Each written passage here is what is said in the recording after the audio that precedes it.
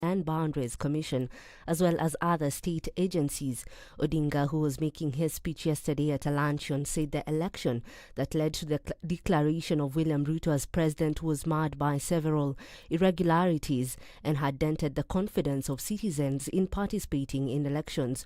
Odinga said that 4 breakaway commissioners who did not agree with IEBC chairperson Wafula Chebukati's release of results need to be protected. IEBC, who resisted the temptation to rig the elections, are the ones who are now being targeted by the IEBC. We must protect those commissioners of IEBC who stood firm in spite of threats and intimidation and say that this is not right, this is wrong.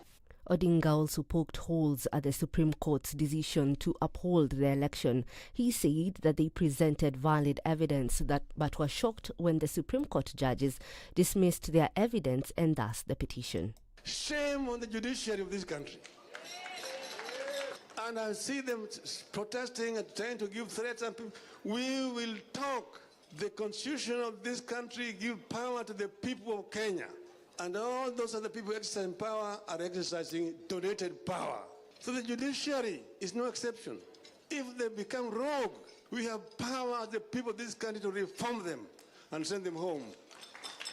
We can lead a 1 million march to the judiciary to say, "Kwendeni nyumbani." So the judiciary should not threaten, blackmail the people of this country after they have done the message that they've done. When you do, we say we respect, but we don't agree. And we have a right as a people not to agree with bad rulings of the judiciary.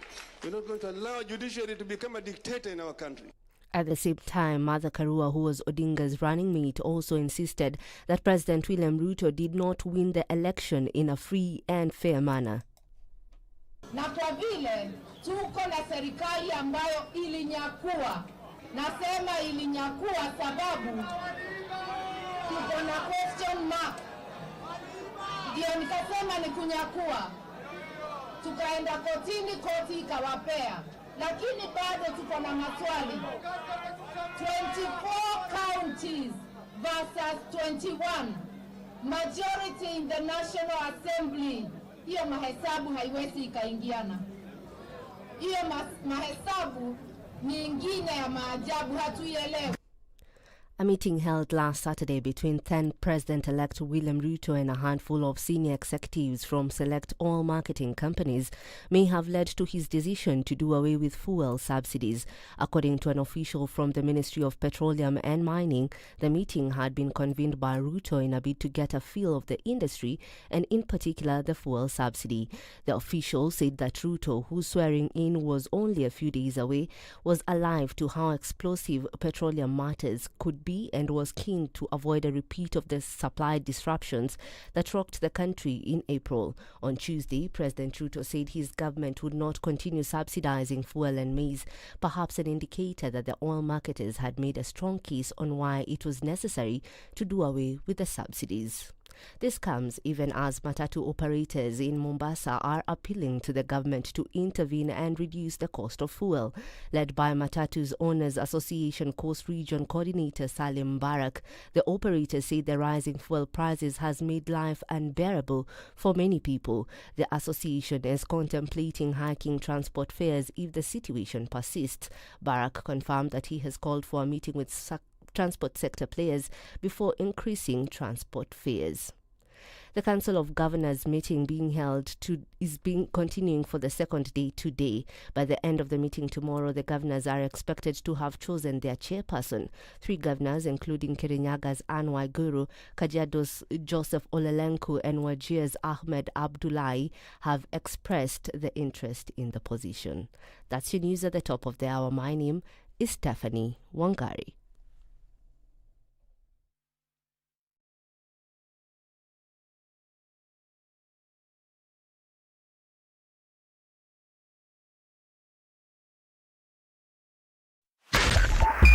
SpiceFM, Nyeri. The following takes place between 6 a.m. and 10 a.m.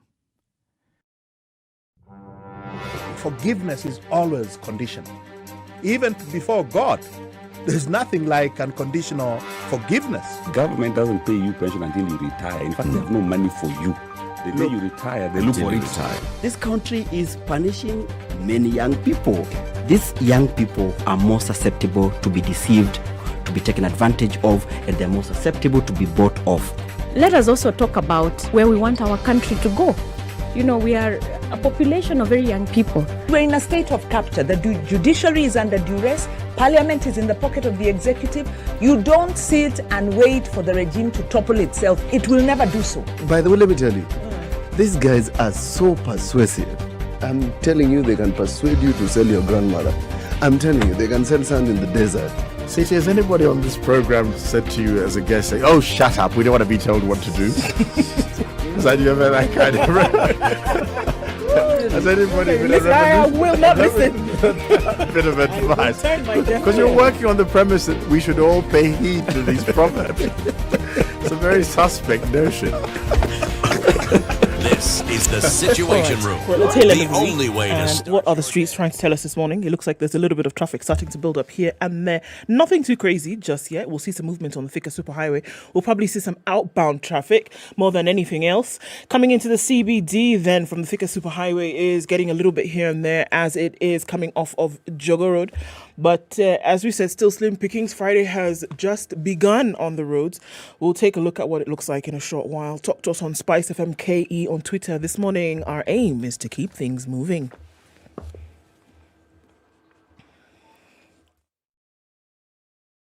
SpiceFM, Nakuru.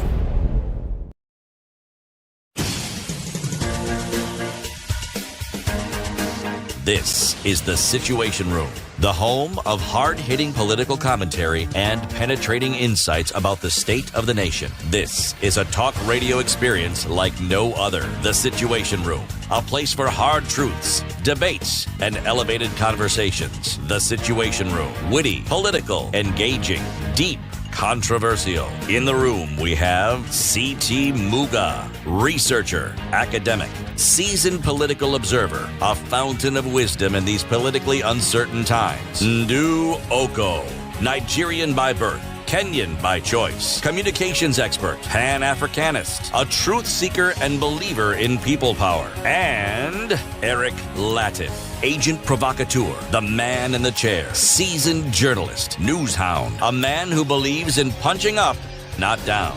This is the Situation Room, the only way to start your...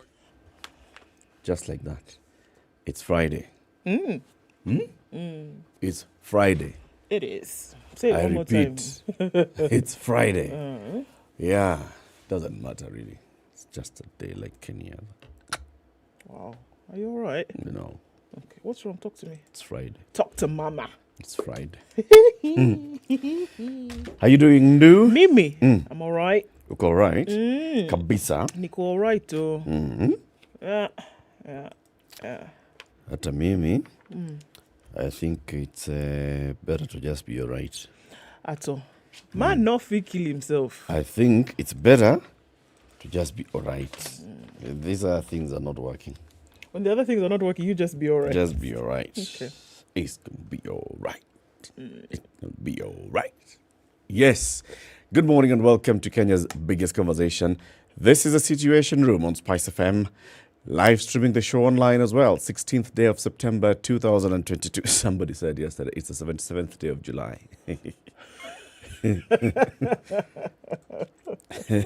We are still in July. Where? Yeah? Because the weather's not doing its thing. Yeah. Look, they did say it was going to be the coldest year in at least a decade. And we thought that the cold weather would end at the end of August. Sheesh, man. But it's deciding it's not doing that just yet.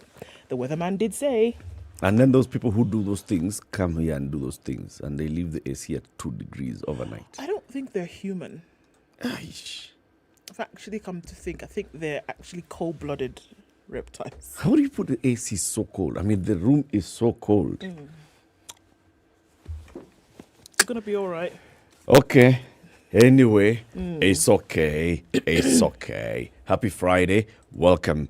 Today is Friday, Healthy Fridays. This is what happens every Friday at 9 to 10 a.m. Dr. Mercy Korir, Standard Group's who? Standard Group's Health and Science Editor. That one, Health and Science Editor. Plus climate. Did you know? Everything. See, climate is not science. Okay, sorry. Everything, editor of everything. She will be here at 9 a.m. to have our conversation on health as we look into a realization of universal health coverage, what is required. And she will be accompanied by a guest, Dr. Peter Kamunyo, the Chief Executive Officer of NHIF. He'll be in the studio. The challenges and the opportunities on Kenya's road to universal health coverage. Healthcare is one of the pillars of the William Ruto administration. They have said they want to, what are the words that they use? Not just reform, but something, the NHIF. Re-ring. Oh, good Lord. That word. Yeah, they want to do something, NHIF. Reconstruct. No. Rehabilitate, no. Not rehabilitate. I know the word. They used it. I'll remember. That re-rearing of the NHIF is what we'll be discussing with the CEO of NHIF today. He'll be here with Dr. Marcy Korir, 9 to 10 a.m. At 8 o'clock, let's talk to the Director of Mobile Experience Division at Samsung Electronics East Africa, Charles Kimari. He'll be here with us to talk to us about business. So they have launched this brand new Z series, the Flip and the Fold, the Samsung Flip and the Samsung Fold, and they hit the market running, explaining to us the business environment and whether it was impacted by the electioneering period or not, and also the plans going forward for Samsung Electronics in the country. At 7 to 8, we'll have two guests in the studio. One of them is Ben Omolo. He is the Chief Officer, Operations and Strategy at Standard Group. And the other one is Clifford Machoka. He is the head of the Presidential Debate Secretariat. We'll be talking about media participation in governance. What is it that we are able to do as media houses and what we should do as media houses to make sure that we are setting the agenda for the country and ensuring that we keep the government in check and raising the issues that the government needs to address, while at the same time acknowledging the issues that the government is addressing. 7 to 8 a.m., that's a conversation. So, it's a busy Friday. Keep it locked. How are we doing with COVID? Well, looking at the COVID numbers, they still remain more or less the same. And we're looking at that from a local and a global level. So in terms of how things have changed with numbers, we're not really far off from where we were yesterday. The world is still looking at that, 615 million cases of COVID, with about 10% of those having resulted in deaths, unfortunately. If we look at what's going on in Kenya with those numbers, we're still looking at vaccines that have been given. Interestingly enough, the Ministry of Health yesterday, in terms of COVID, really didn't have anything to report. And I think it might be the first day in a very long time when that information was not given out. 0 recorded cases of COVID, 0 recorded deaths of COVID. Everything seems to be on a downward trend as concerns COVID in the country. The Lancet panel gave some information yesterday. It's a commission. It says that governments were not transparent, and it criticizes the UN health body for slow response to COVID. All right. Now, a report by Lancet's medical journal, the COVID-19 Commission, has spelt out massive failure in the international response to the pandemic. And they've said, look, if there are going to be further health emergencies on the globe, we had best be better prepared for it. So it's a report that was released a couple of days ago. The Commission had warned that governments failed to adhere to basic norms of institutional nationality and transparency. Okay. It also criticized authorities for lack of timely notification of the initial outbreak and delays in acknowledging it. Spread through airborne means. They held on to information whereby they should have released it much earlier. They did not actually say we have a problem at the time that it should have been said. According to the World Health Organization, the virus has killed over 6.5 million people and infected 615 as early as 2020. And the commission was established in that year in July. They've said the staggering death toll is a profound tragedy and a massive global failure at multiple levels, he said. Well, according to the commission's report, excuse me, too many governments failed, too many people influenced by misinformation have disrespected and protested against basic public health precautions, and the world's major powers have failed to collaborate to control the pandemic. The world's major economies were more interested in developing vaccines that would bring in billions in terms of commercial value, and they were more concerned about vaccinating their own as opposed to a collaborative effort of bringing people together. So this commission was not holding anything back. They laid it down and said, look, what we are trying to do is insist on a science-based policy, global cooperation and international finance. All of these things, the world's major powers failed dismally. What? Yes. What? They said, "Una not try." Okay. So, if it happens again, we'll be in a poor state. Better shape up. Yep. Hiya. Let's take this quick break. Take a look at the weather forecast. We know weather cold. Next. Live streaming the show on SpiceFM KE, YouTube and Facebook. Where are you tuned in from this morning? Please get online and let us know. We will be doing our usual shout out shortly after this.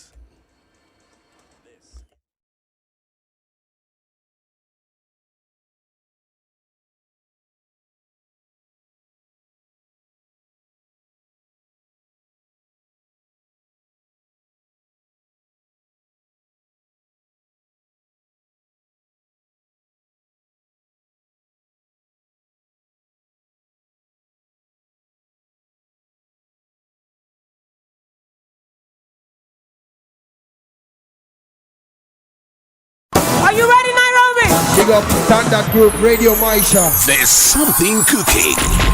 Ladies and gentlemen. And we're about to serve you with a lot of greatness. Please welcome. If you've got great taste in music, from superb Kenyan artists, an amazing palate, and into gaming, keep a lookout for an experience to remember from Radio Maisha.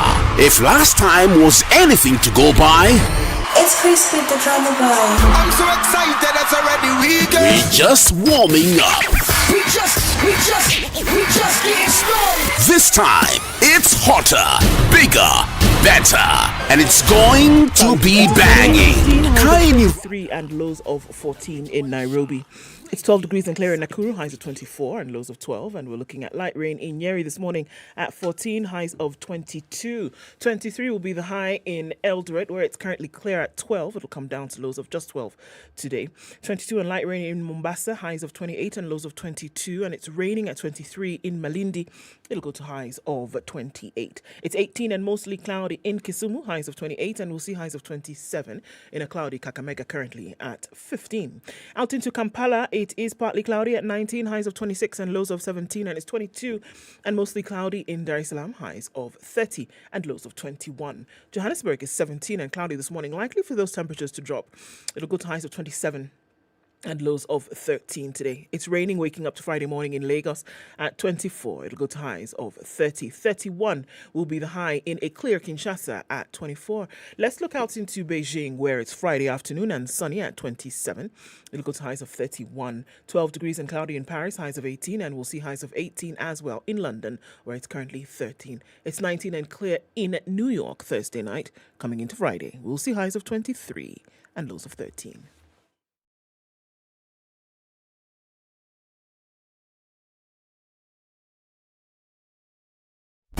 Classic soul, R&B, smooth jazz, neo soul, and nostalgic ballads. Make some noise. Yeah! You're listening to Spice FM.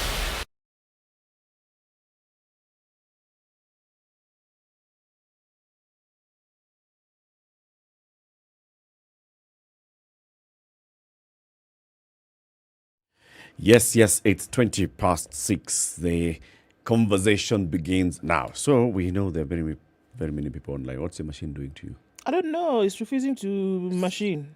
The machine is not machining. No. Don't know what going on. Sasa tutafanya nini? Sijui hata. Sasa kutaendaje? Ednah. Acha tusalimie wengine hapa. Jeffrey Kogo is saying good morning, locks in from Eldoret. Rosin Karimi is also tuned in, and she's tuning from Kasarani. She is saying many things in a language that I don't understand, but okay. Good morning to you. Peter Joroge is tuned in. Here as always, the hectic duties I had told you of was all about college, school, life, nothing much, politics in a different case. Anyway, always happy to hear you. Thank you, Peter and Karibu. So he was lifing. He was lifing. Okay. Yes, he was. Robert Sanga says, good morning, tuning from Colorado Springs in Colorado. So, good night to you. Cyprian Mwara is tuning from Nakuru. Good morning, Spice. Have a great weekend ahead. That's Angela Nyangs and locked in from Kakamega. And he's asking Omolo, mbona radio yenu haifiki Kakamega? Hamza. Kufika kwenda wapi? Kufika Kakamega, so we just wanted to reach Kakamega. Where it goes from there, we don't know. Just please help us. James Mutea is in Kitengela this morning and says, good morning. We're seeing all of you getting online this morning. Thanks for joining us. Karibuni sana. Welcome, everybody. Welcome, everybody. The day is proverb. We are still in Egypt. Yes? This one, because today is Friday, it's apt. Okay. Take the fare from him who is wealthy. And let pass him who is poor. Sorry. Please read it again. Take the fare from him who is wealthy and let pass him who is poor. Can you put it on a billboard? I think this proverb needs to be put on a billboard, even if it's just for today. As per what's the problem? Sindio? Okay, that is you Kenyanizing the proverb. Hey. Yes. Helen Jogona is in this morning. Pamoja Tena Sana. Yes, we see you. Kitale Birunda locked. Don Sabo is also and already has questions for NHIF already good. here. That's so good. It's good. Karibuni. Karibuni Sana. If you buy a copy of the Standard newspaper today, you will only part with 60 shillings if you're in Kenya. And if you go inside the pages of the Standard, it's Friday. Today is when they have the Pulse, and they have very good photos. You also look at you look for the QR code. Find the QR code, scan the QR code, and you stand a chance of winning some good goodies from the Standard Group. It could be some branded merchandise from the Standard, or it could be some cash vouchers or some shopping vouchers. Just make sure that you buy your Standard and you scan the QR code. What actually we're doing with the QR code is we're also giving you access to the online, the digital version of the paper, the e-paper, yeah? You get, when you scan the QR code, it gives you the online version of the paper, and that's what we're encouraging you to do. So what's on the front pages of the newspapers? On the front page of the Standard, how night talks shaped fuel prices. Okay, so it seems like there was some night talks that took place. Why must they be at night? I don't know. Well, what were the people doing during the day? Sijui, Baba. Sijui. Alive to the explosive nature of petroleum matters and keen to avoid supply disruptions, President Ruto agreed to a no-holds-barred meeting with select oil majors to gain an insider view ahead of his inauguration. In the meeting, the subsidy debate took center stage. Okay, so that's what was being told, that's what was being had there. On the front page of The Nation, Ruto's hard choices on economy. President Ruto's bold action to scrap the petrol subsidy has brewed public discontent following a surge in prices, with the expected ripple effects on consumer prices, but could pay off in the long run should the decline in global crude costs continue. Okay. So it'll pay off how? Okay. Sorry, what? It'll pay off in the long run should the global crude prices continue to drop. Yes, decline. The decline in global crude, the cost of global crude, if that continues to decline, then... But the subsidy was not going to make it more expensive. No, basically what they're trying to say is that if we still continue to see a reduction in the price of crude, then we'll also removing the subsidy will pay off. Exactly, in the long run, because the fuel will inevitably become cheaper. Well, that's not the payoff for removing the subsidy. So That's what they're saying. No? That's a payoff for reduction in global oil prices. That's what they're saying, that there's a direct effect on what you will pay for it locally if the global prices is reduced. That is obvious. Yes, I mean, obviously. Subsidy or not. But the issue here that makes the fuel in this country so expensive that you buy at the pump is the taxes. It's the taxes. It is the taxes. So you can talk about global, because when the prices were through the roof, when they were at below negative what, was fuel still not unbearably expensive here? Yeah. So that's a nation. That's the nation. Alrighty. The Nairobian.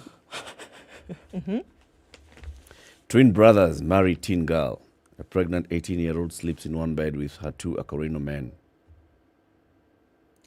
and doesn't know who the father of the child is. That's some serious mathematics, man. Some crazy one, that one. Crazy one. Okay.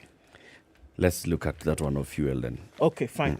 Let's look at that story on The Nation. How the night meetings happen. Okay, let's talk about the night meetings. You want to do it? Yes. Okay, go ahead. Me? Okay. Okay. You want me to do it? Okay, let me read. Okay, so. A meeting held last Saturday between then President-elect William Ruto and a handful of senior executives from select oil marketing companies may have led to his decision to do away with fuel subsidies. According to an official from the Ministry of Petroleum and Mining, the meeting had been convened by Dr. Ruto, who is now the president, as he tried to get a feel of the industry that is key cog in the economy, particularly in the petroleum subsidy. So this meeting took place on Saturday. Then Ruto was deputy president and president-elect before he took over.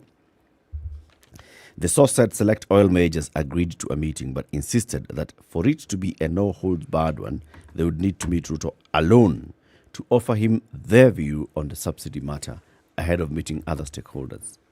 The president agreed to the meeting, which was being held at a time when parts of the country were reporting shortages of super petrol, linked to oil marketers being unable to import fresh petroleum products due to delayed refunds. Ruto, whose swearing in was only a few days away, was alive to how explosive petroleum matters could be and was keen to avoid a repeat of the supply disruptions that rocked the country in April and in his initial days in office. So what was discussed remains unclear, even to senior officials at the ministry. On Tuesday, the president said his government would not continue subsidizing fuel and maize, perhaps an indicator that the oil marketers had made a strong case on why it was necessary to do away with the subsidy and scored a major win. Then what happened? There was, however, a consideration on sectors such as transport and manufacturing, which are critical to the economy and rely heavily on diesel, as well as the plight of low-income households who use kerosene. They saw the government withdraw the subsidy on the two products in a phased manner. So that is meeting one. And then it says that the marketers were dealt a rude shock as they'll have to continue claiming compensation for diesel and kerosene, at least for the next month.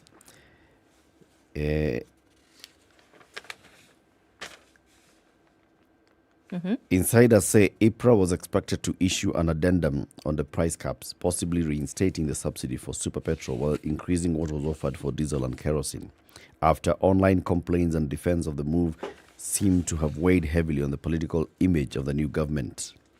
At one point, sources privy to the meeting indicated that there was a push to eliminate the 12 shillings margin imposed on super, much to the dismay of marketers. It remains to be seen if the more political voices and considerations will take the day, as a feeling that high fuel prices are too high to pay and will erode the political goodwill of the new administration.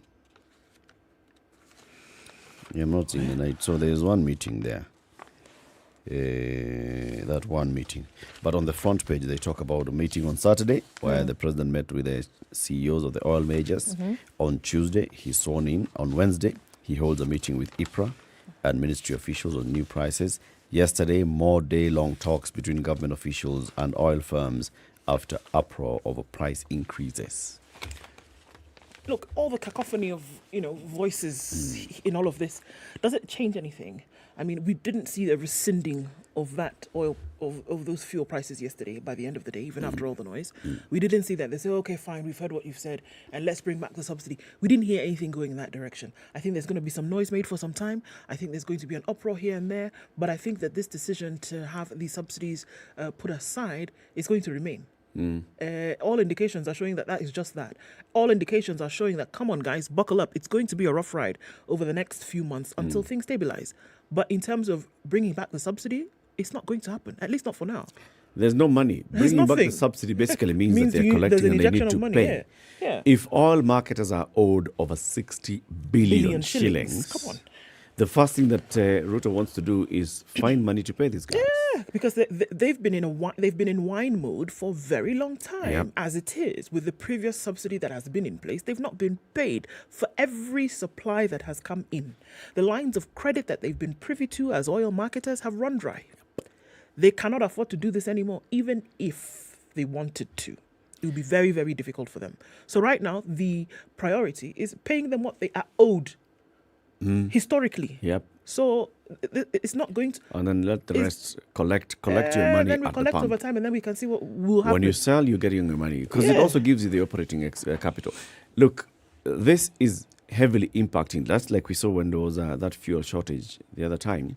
It's heavily impacting the branded local companies. The big international, multinationals, they have deep pockets from where they come from. They would be able, even though they're suffering, but they would be able at least to continue operating. Exactly. The small branded oil companies in the country cannot. Those are the ones they have to have cash to buy. When they have run out of their lines of credit with their banks, they're not able to have any product. Like they say, the stations will not be wet. And that is an issue. On one hand, you see the reason why you're saying let's not do this subsidy story because it's affecting the oil marketing companies. Let's just operate. So what we continue doing is controlling the margin, the 12 bob margin for the oil marketing companies. But as the prices fluctuate, let the country fluctuate with them. Probably the most viable conversation that will be had, I mean, knowing that subsidies will not kick in, and that's for sure, the most viable conversation that will be had moving forward is, can they then tinker with some of the tax numbers that we've been looking at? That probably is what could happen. That is also a tough one, by the way. It's long in the game. It doesn't look like it's a conversation that will be had. It's not a today conversation, as it were. Yeah. All 27 minutes to 7. Let's take this quick break and take a look at the traffic. Remember, episode 4 of County 49 is up on Showmax yesterday. Yes. If you haven't watched it, please subscribe to Showmax. If you have already subscribed to Showmax, just go and search County 49. You will see it up there among those that are Inkta's favorites and new releases. Very beautiful Kenyan production about this county, fictitious county called Bwatele, in the bread basket of Kenya. So, figure out what the bread basket is. Okay. Yeah, but they have no bread because the governor has eaten the bread. Yes. And is even in the bakery. In fact, it's in the granary. Completely. Yeah. So the people are up in arms and they have issues. Go and watch it there. 24 minutes to 7. This is the Situation Room, the only way to start your day. I know the sun is out in Nairobi at least. As you tembea, be careful. Manchester United are trying to sign anyone. Watch out where your children are. Please hide yourselves. Sugar and spice. I reached a point where suicide things were just going south completely. Something stopped me. Most of it on Jogo Road this morning, heading out into the city. Mombasa Road looks pretty good as you're heading out as well. You see a little bit of traffic building up on that General Motors Drift inbound, but apart from that, it's nothing too painful. We're seeing slim pickings in terms of traffic into the CBD. We know that will increase later on. Coming off Jogo Road, it gets heavy right around the Makadara train station and then out towards the City Stadium roundabout. But again, it's not too painful at the moment. We're seeing some traffic building up at the Pangani underpass at that meeting with the Muthaiga Square coming off of Kiambu Road, but that's as messy as it gets for now. Coming out of Westlands a little bit here and there, James Gishuru, now is the time to make a run for it. so that you can be on James Gishuru without much traffic, because we know it will build up around 7. SpiceFM KE on Twitter. Talk to us there and let's try as much as possible to keep things moving this morning.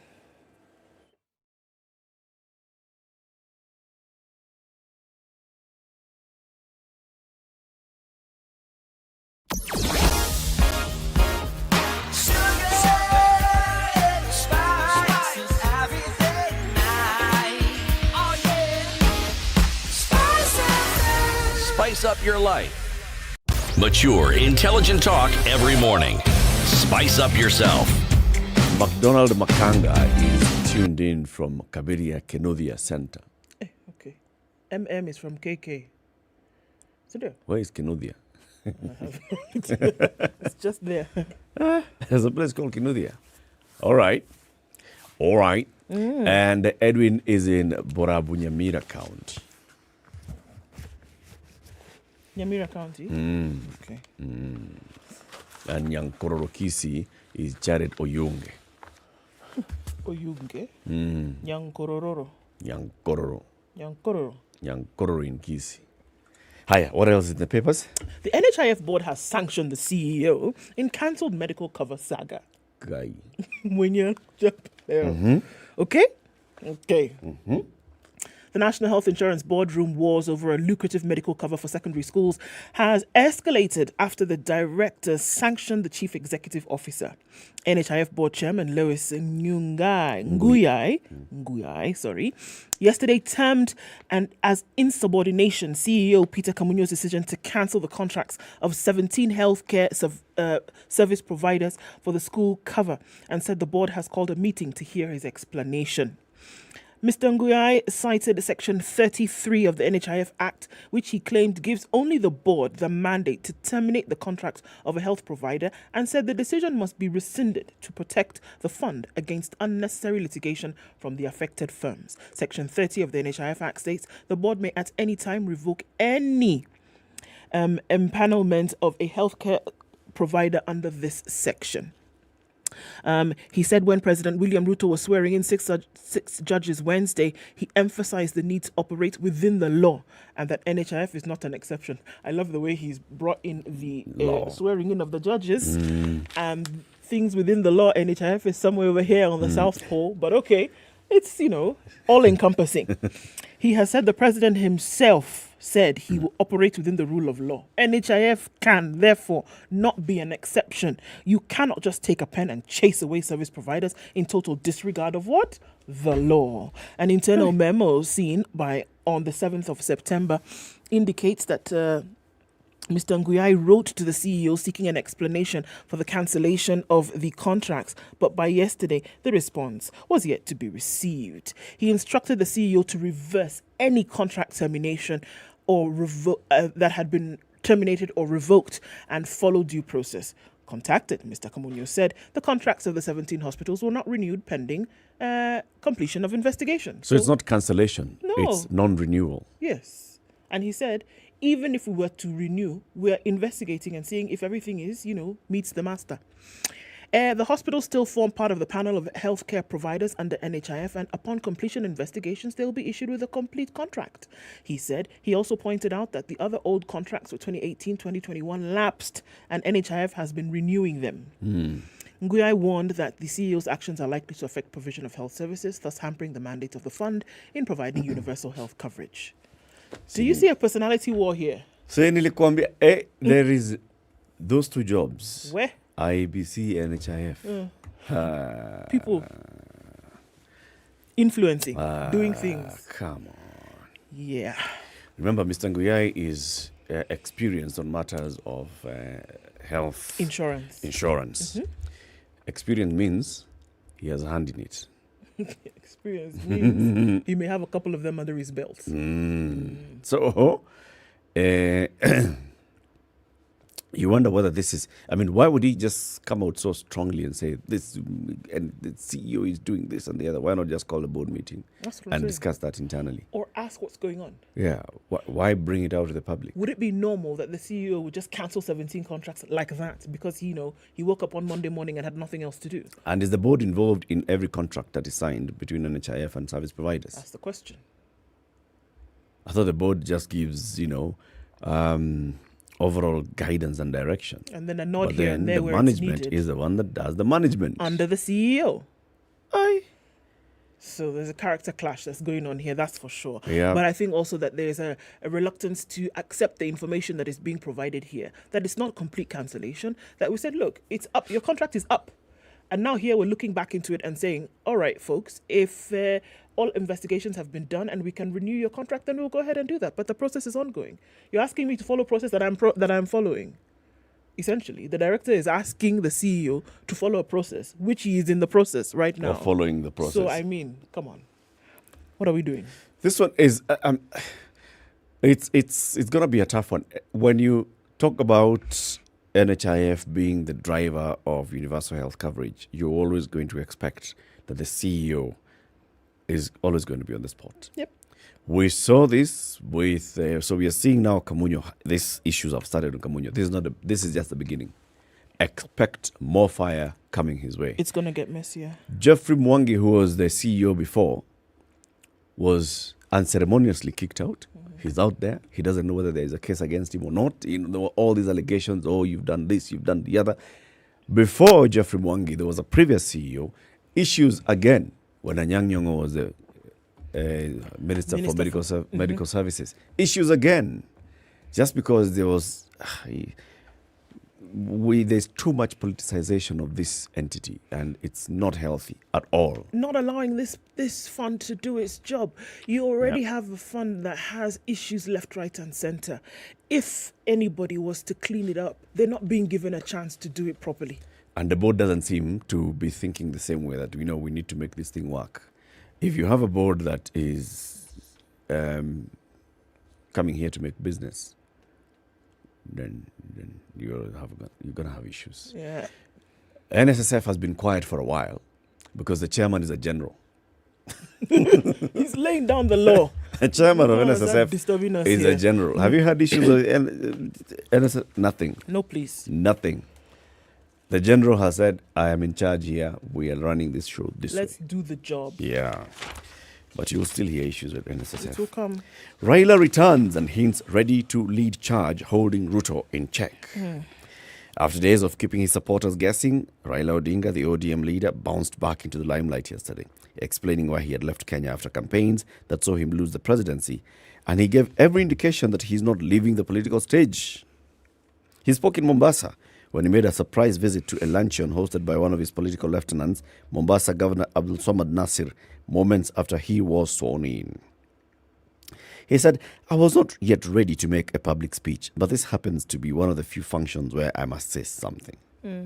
I have been out of the country. I went to recuperate in the Spice Islands of Zanzibar. I took my wife, children, and grandchildren to go and heal from the shock that they got as a family. This was the first time that Raila was speaking in public since the Supreme Court ruling.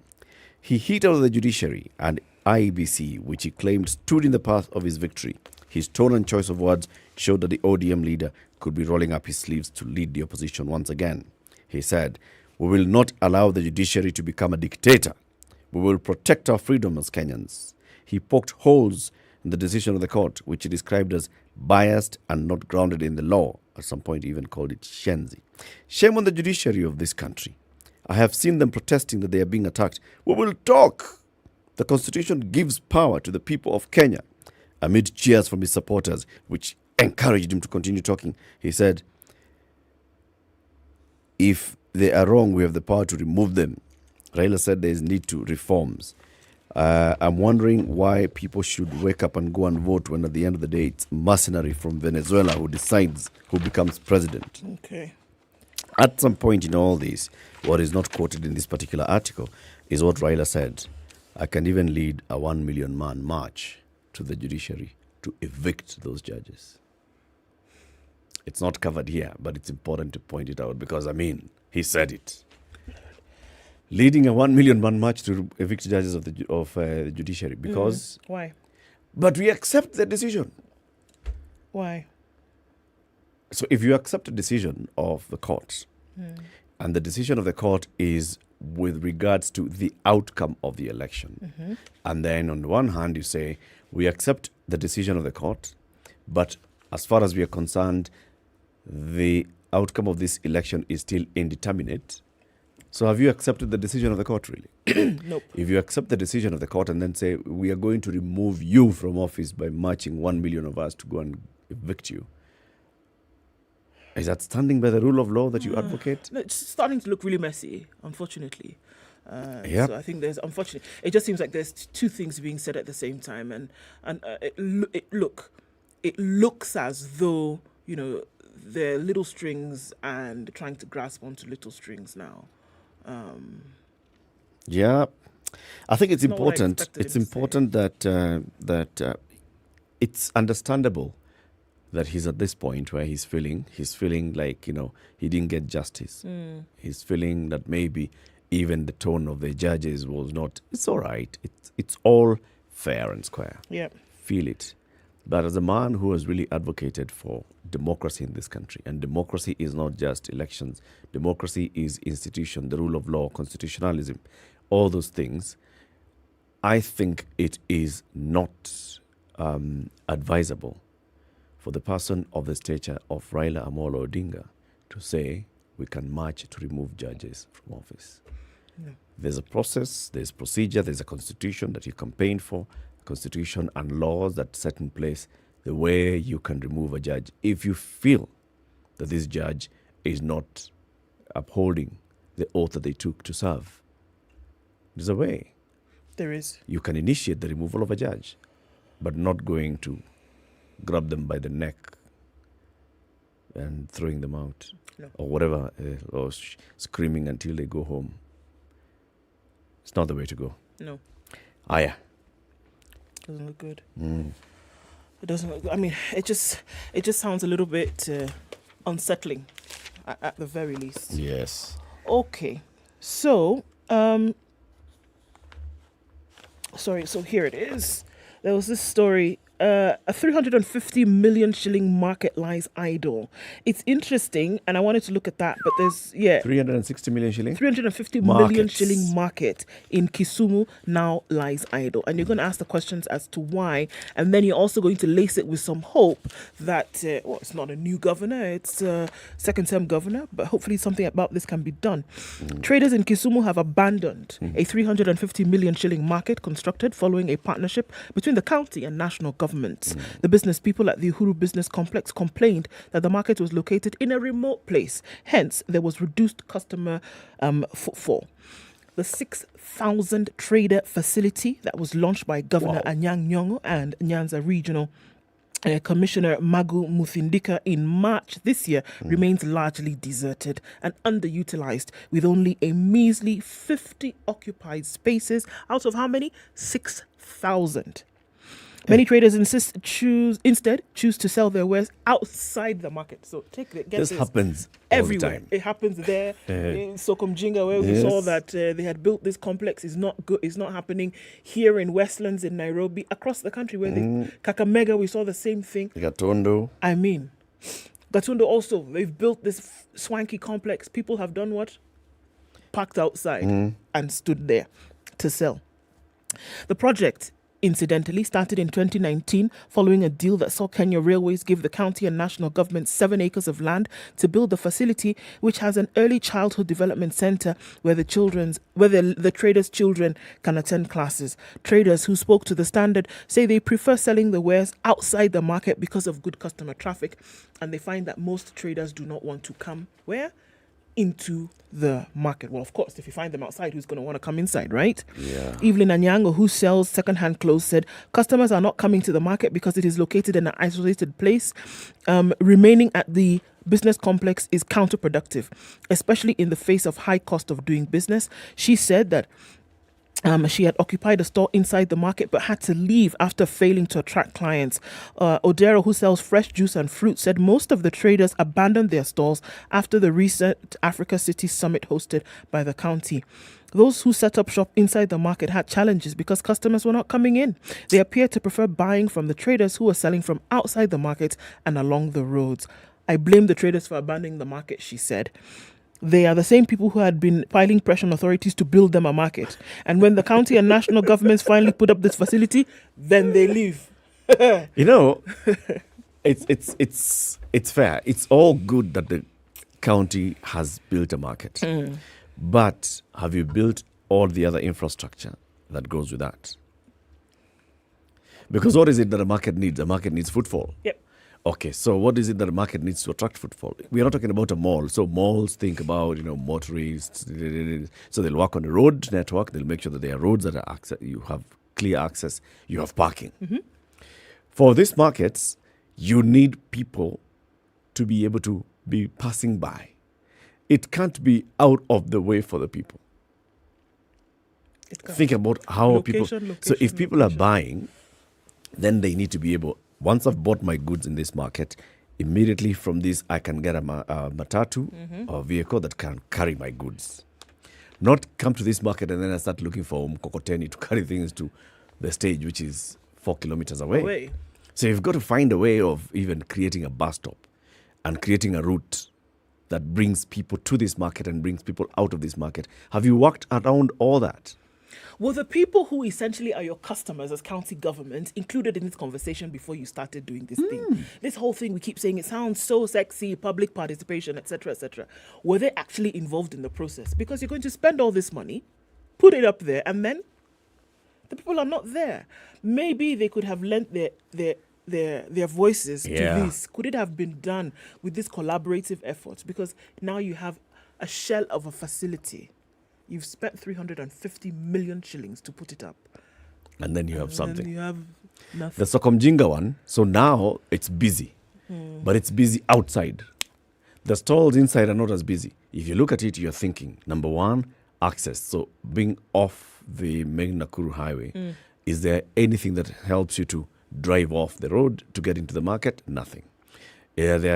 Is there proper storage? If you think about this, where it's located, it's just there at the border of Nyandarua and Kiambu counties, coming from places where all those vegetables are coming from in bulk. This is not a retail market. This is mainly like an aggregating market for people who are buying in bulk to go and sell in other markets as well. Is there proper parking for the trucks that are coming there? Is there proper storage of the goods that are not sold on a daily basis? Is there proper arrangement and organization that motorists can come and park, or other people can come, you can find easy access into the market? So people are now selling outside by the roadside, just like the old Sokomjinga.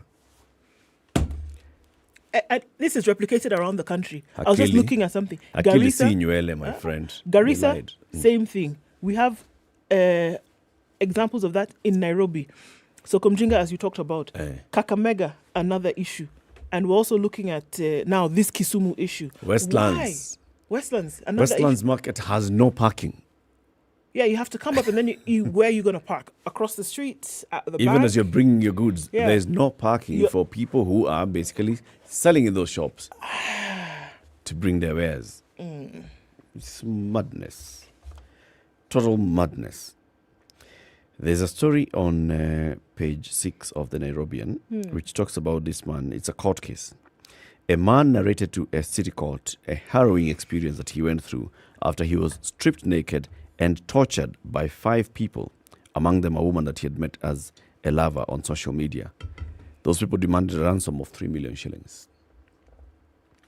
Naveed Abdulaziz told City Court Magistrate Geoffrey Onsarigo that he was left for dead by the 5 as they demanded the money from his father in order to set him free. He told the magistrate that he had been set up by one of the accused persons, Vigilance Mombi, with whom he had been chatting for 3 months and presenting herself as Jackie on social media. The complainant, who is an automobile mechanic, said that on May 25th this year, he had gone to Jogoro to get some spare parts, and while there, he received a call from Jackie, his friend, asking him to visit her at Allsops along Thika Road, where she stays. The alleged Jackie, whose real name was Vigilance Mombi, had even lied to me that she was a student at KCA University. When he drove there, Mombi told him that they can go to her house, which was not far. It's an apartment near Naivas Supermarket, Ruaraka branch. The house was on the 3rd floor of the building. I decided to go down and buy some cigarettes. While going down, I met one of the accused persons who ordered me to go back to the house with him, pick my belongings, and leave immediately. When he went back to the house, he was ambushed by two other suspects, Patrick Wekesa Omosa and Rehema Nyeri Ongai, where Omosa claimed that Mombi was his wife. He's just gone. He's in Jogo Road buying spare parts. Jackie, what's the son? You come. Where are you? I'm just here, all soaps. Okay, let me come. Goes. They meet. So just go to my house. Sawa. Go to the house in an apartment block. While he's there, he decides, you know what? I need some cigarettes. So he wants to go down to buy a cigarette. When he's going down, he meets with this guy who tells him, wait, my friend, let's go back. Then you're doing. They go back into the house. He finds these two other people in the house. One of them says, you have been here with my wife. Oh, we. What are you doing with my wife? Aziz, in his witness testimony in a case where the accused are facing charges of attempting to extort, claimed that he was overpowered by the suspects as they sat on him, searching for his ATM card, and ordered him to call his parents and inform them that he had been involved in an accident along Kiambu Road and they needed to send him 100,000 shillings immediately. They stripped him naked and recorded him using their phones, threatening to harm and expose him if he doesn't heed to their demands. They strangled me and I knew I was dead. They asked me for my phone password, and after they went through it, they ordered me to call my dad and demand 3 million shillings, or they kill me, as a call to my mother demanding 100,000 was not yielding results. He told the court that he had never been intimate with Mombi since knowing her 3 months earlier. He was saved by DCI officers from Parklands who arrived in the house as the five were packing their belongings ready to flee. When they were charged, they all denied the charges. Good Lord. Harrowing experience, isn't it? That's the plan nowadays, that you just bungle up somebody because now what you're looking for is money. Isn't it scary that people are becoming bolder and bolder in their attempts to make a quick buck? Yep. You meet somebody online, you chat for 3 months, you establish a relationship, you believe that they're called Jackie, and now this is the first time that you're going to meet them. After chatting with them for 3 months, you're going to meet them, and you're meeting them. Okay, so you meet the person. Yeah. Obviously, he says she looks like she looked on social media. So, okay, this is the Jackie that I've been talking to, all right. So, yeah, it's okay, just come to my house, go to the house. And then tables turn immediately. Terrible. It's awful. What do you do, man? I don't know. It would be interesting. Then the thing is now, because they actually never. How did he get out of that particular mess? DCI. They came and helped him out, right? Okay. There's some details that are not here, but I think I remember this story from the DCI Twitter guys, saying that the way they had gone to this place and rescued somebody in Waraka. Yeah. It must have come from the father. Once they called and said they want 3 million shillings, blah, blah, blah. Father reports to the DCI. DCI are like, all right, let's track this. Then they go and they, girls are just cheapskates. I'm telling you. Almost. Small. It's crazy.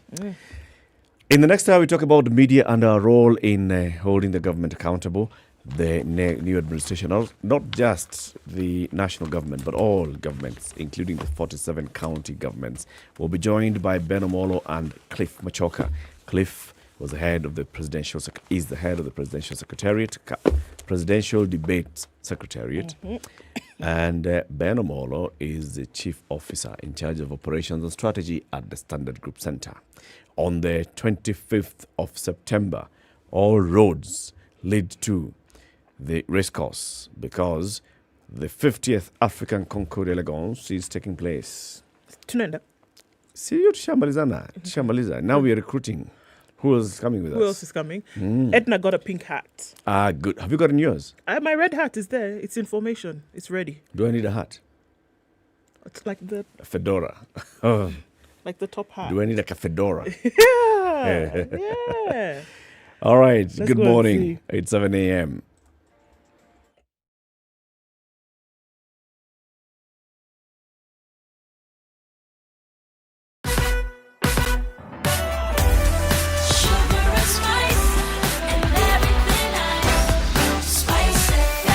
Spice up your life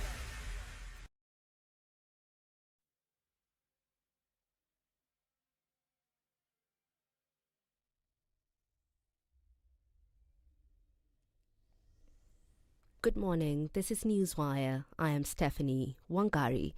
The fate of 4 breakaway commissioners is unknown following consistent attacks against them since disagreeing with IEBC chairperson Wafula Chebukati on the outcome of the elections. But Azimio la Umoja leader Raila Odinga, who was making his speech yesterday at a luncheon in Mombasa, has since said that the commissioners need to be protected. IEBC, who resisted the temptation to rig the elections, are the ones who are now being targeted by the IEBC. We must protect those commissioners of IEBC who stood firm in spite of threat and intimidation and say that this is not right, this is wrong. Odinga also poked holes at the decision by the Supreme Court to uphold the election. He said that they presented valid evidence but were shocked when the Supreme Court judges dismissed their evidence and thus the petition. Shame on the judiciary of this country. And I see them protesting and trying to give threats. And we will talk. The constitution of this country gives power to the people of Kenya. And all those other people exercising power are exercising donated power. So the judiciary is no exception. If they become rogue, we have power as the people of this country to reform them and send them home. We can lead a 1 million march to the judiciary to say, "Kwendeni nyumbani." So the judiciary should not threaten, blackmail the people of this country after they have done the message that they've done. When you do, we say we respect, but we don't agree. And we have a right as a people not to agree with bad rulings of the judiciary. We're not going to allow judiciary to become a dictator in our country. At the same time, Martha Karua, who was Odinga's running mate, also insisted that President William Ruto did not win the election in a free and fair manner. Na kwa vile tuko na serikali ambayo ilinyakua, nasema ilinyakua sababu tuko na question mark. Ndio nikasema ni kunyakua. Tukaenda kotini, koti ikawapea. Lakini bado tuko na maswali. 24 counties versus 21. Majority in the National Assembly. Hiyo mahesabu haiwezi ikaingiana.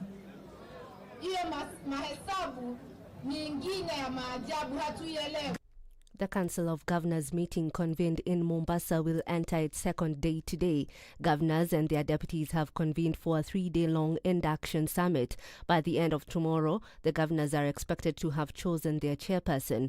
3 governors, including Kirinyaga's Anne Waiguru, Kajiado's Joseph Olelenku, and Wajir's Ahmed Abdullahi, have expressed interest for the positions. Yesterday, while presiding over the opening of the governors' induction, Deputy President Rigathi Gachagua told of DCI officers while saying they are pursuing crime suspects. We have told DCI to go back to Kiambu Road and wait for crimes to be reported there. They have no business in government offices, hovering all over and creating a toxic environment for service delivery. We cannot have detectives in government offices because they poison the atmosphere and the environment for civil servants to deliver. The level of extortion by detectives pretending to be fighting graft, whereas they were just extorting money from governors and officials, is a thing of the past. If there is an issue that needs to be addressed, as it should be, we are not saying we don't fight graft, but let us be decent people. Let us have respect for elected leaders. Let the head of that particular organization write a letter to the governor himself and not delegate to some junior officers to address a sitting governor, because that is not right. Because when you embarrass an elected leader in front of his juniors and you go away, how do you expect him to perform the following day? President William Ruto will this afternoon meet with Kenya Kwanza elected leaders in Naivasha. The aim of the meeting will be to outline his legislative agenda, including the plan to reverse the high cost of living worsened by an increase in fuel and power prices. Ruto will also rally them to speedily approve his cabinet secretary nominees. At the same time, the Azimio la Umoja One Kenya coalition party is expected to meet in Machakos County to also decide on candidates for its parliamentary leadership positions. That's your news at the top of the hour. My name is Stephanie Wangari.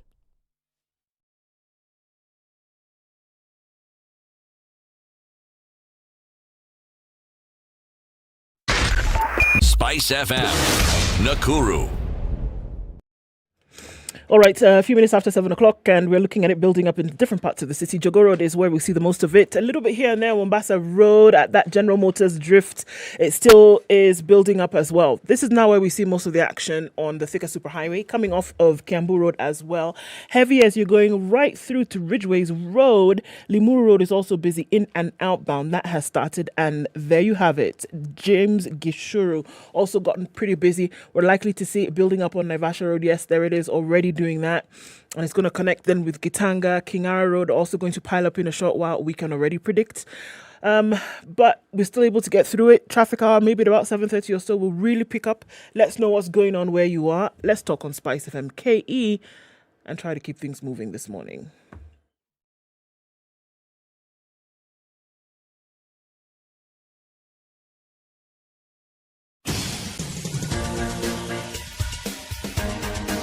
This is The Situation Room, the home of hard-hitting political commentary and penetrating insights about the state of the nation. This is a talk radio experience like no other. The Situation Room, a place for hard truths, debates, and elevated conversations. The Situation Room, witty, political, engaging, deep, controversial. In the room, we have C.T. Muga, researcher, academic, seasoned political observer, a fountain of wisdom in these politically uncertain times. Ndu Oko, Nigerian by birth, Kenyan by choice, communications expert, Pan-Africanist, a truth seeker and believer in people power, and Eric Latif, agent provocateur, the man in the chair, seasoned journalist, news hound, a man who believes in punching up, not down. It's 7 minutes after 7. This How are you is the doing? Situation It's Room, Friday. the Good only morning way to to you, and welcome to the second hour of Kenya's biggest conversation.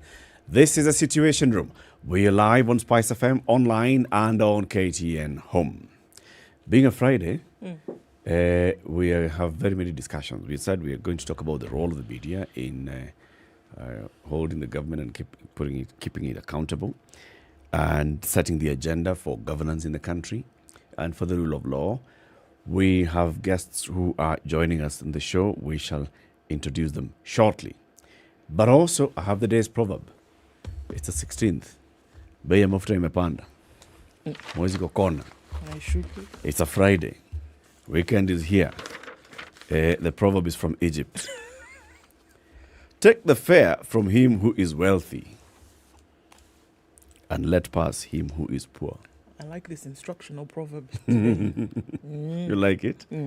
Take the fare from him who is wealthy, and let pass him who's poor. The one who doesn't have, just let him go. Usikule fare.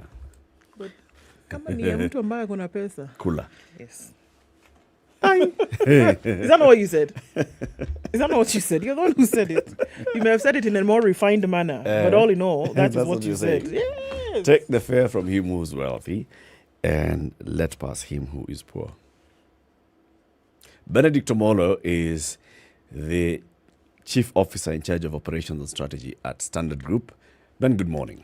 Good morning. How are you doing? I'm well. How are you? Very well. Excellent. Karibu sana to this cold studio of ours. Yes. You have some warm you bring to the studio. We'll really appreciate it. When the boss comes, you have to, use all the language to make sure you extract all value from the boss. When you hear this proverb, Ben, take the fare from him who's wealthy, and let pass him who is poor. Of course, the Egyptians are not thinking like Kenyans. Yeah. What do you think they were saying? The Africans. I think it's a good African proverb, but I think from an economic view, it makes a lot of sense. Always tax the rich. You should be able to derive as much as possible from the rich, and then support the poor. It's also biblical. Just letting the poor get the benefits from society. So I think it's a good proverb. We need to think through it even now as we are talking about fuel prices and taxation. And everything. And everything else. Cool affair. Even that too. Yeah? It's Friday. Sunday is coming. Yeah? Tell us about this famous. Yeah, in the morning when you started off talking about it's Friday, I was just waiting for you to go down that lane. Sunday is coming. I think there's a very nice sermon done by Tony Campolo and a book he has written about it, about this Easter message of Friday and the resurrection on Sunday. Quite an interesting one to watch through and listen through on YouTube. But basically, he talks about this African-American service he went to, and he had preached the whole sermon. And then up stood the African pastor who started, African-American pastor who summarized his sermon. And all he kept on going through was, it's only Friday. But Sunday is coming. I love and generating a lot of hope. Yeah. So, yeah. Though you may face this today, Sunday, things will change. Things will change. I think that's a very good sermon, by the way. Yeah. It's only Friday. It's only Friday. It's only Friday. Sunday is coming. Yeah. So as you look at your life today, as you look at the challenges that we are going through, as the president now told us, it's only Friday. Sunday is coming. Sunday is coming. We shall weep and cry today. We shall weep and cry some more on Sunday. On Sunday, Let's see. shall weep and cry, but in celebration. It'll be different. It will be different. We are waiting for Clifford Machoka. Clifford is the head of the presidential presidential debate secretariat. Of course, you know the presidential debate secretariat is a joint venture by the Media Owners Association, the Media Council of Kenya, and the Kenya Editors Guild. Came together, put together the presidential debates earlier this a couple of weeks ago, and we'll be doing the same again in 5 years' time and seeing how to expand. Ben, you are front, right, and center of this secretariat and organizing the work that the secretariat was doing. Basically, it was to shape the campaign and the messaging in the campaign and to make sure that what the presidential candidates are saying reflects what the people want to hear being said. Do you think it bore any results? I think so. The whole purpose of the presidential debates was to give the presidential candidates the opportunity to set their agenda and discuss various issues in terms of what they were going to prioritize in their leadership and in their priorities for Kenyans.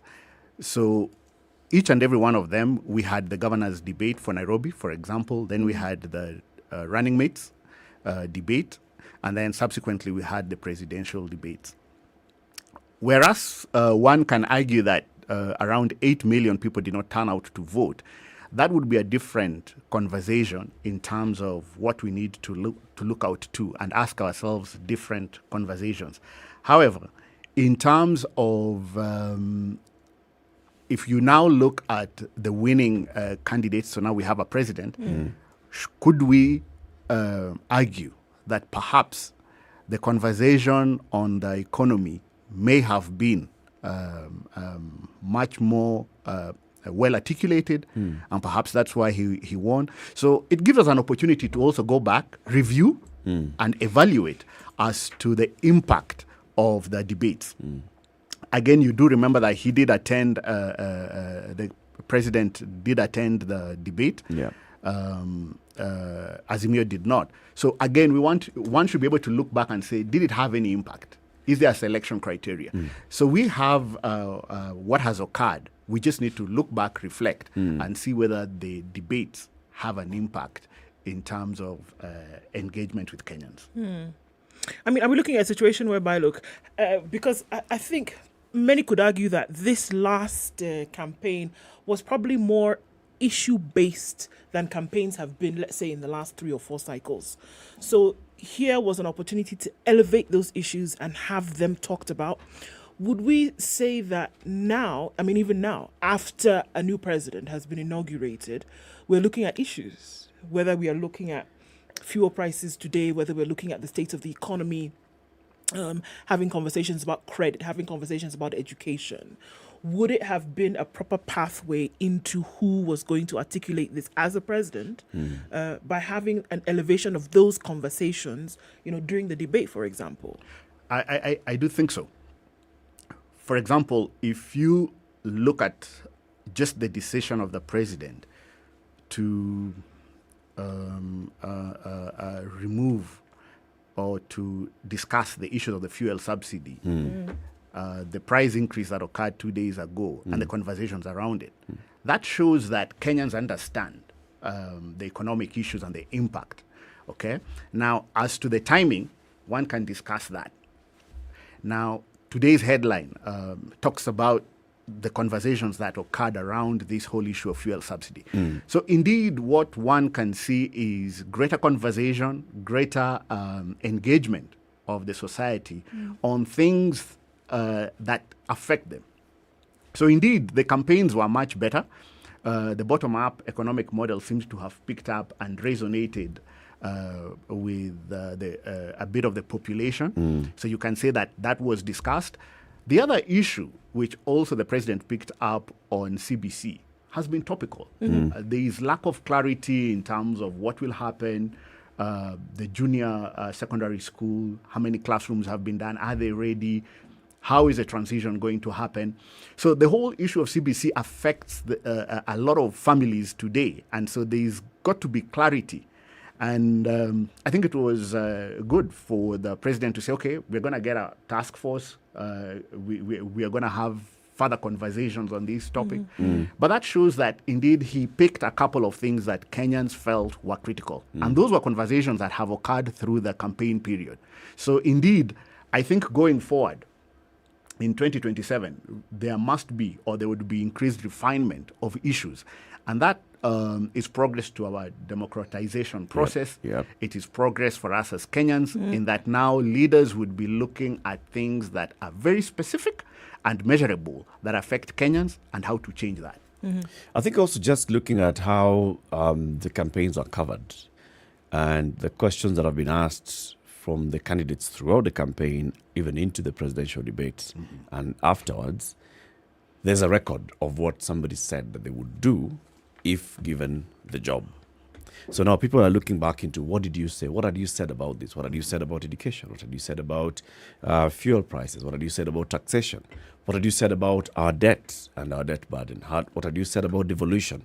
So there's already something that people can look at and say, this is what the president had said when he was campaigning.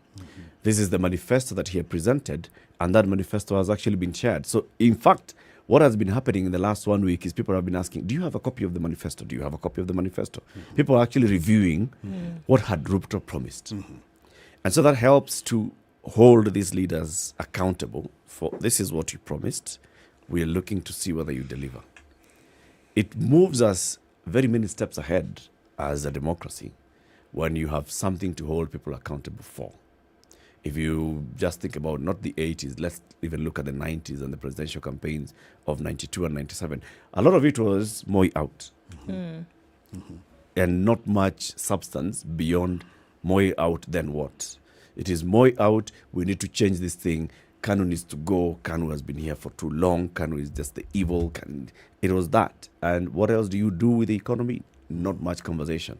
What about our taxation? Not much conversation about that. We have moved where we are not even talking about whether it's UDA or Jubilee or ODM. It's you. And this is what you've been saying. This is what you want to say. I think now the question is, can the media sustain this conversation, and especially that sharp focus, and not be carried away by sideshows of what would happen? So sideshows would be everything else but the matters at hand. Indeed, I think the media needs to pick not just what was said during the campaign, but really the manifesto, because the manifesto is the promise that has been made by that particular presidential candidate and the party that has then won. The media should then tease out specific deliverables. Now, I hope that perhaps the president would retain the presidential delivery unit in the office, the executive office of the president, but he may decide to change it. What then the media needs to do is to ensure that working through that template, they are able to measure what has been delivered and that the timelines for delivery are actually met. So the manifesto becomes a beginning point.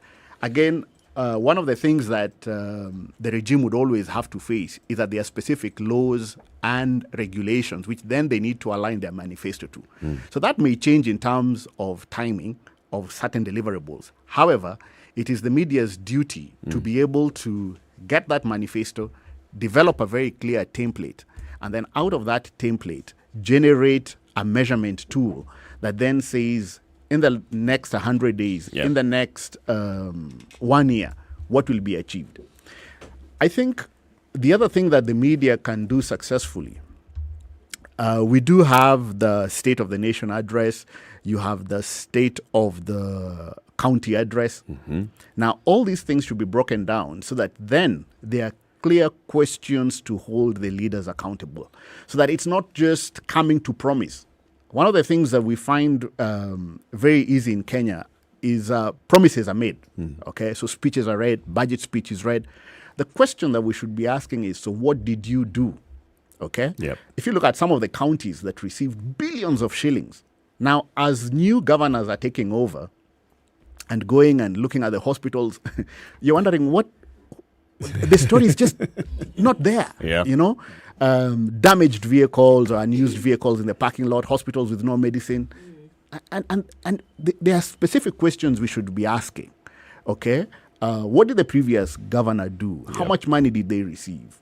All these stories we've been hearing, is there something that can be done to establish or to follow up? Now, the Auditor General would generate a lot of reports.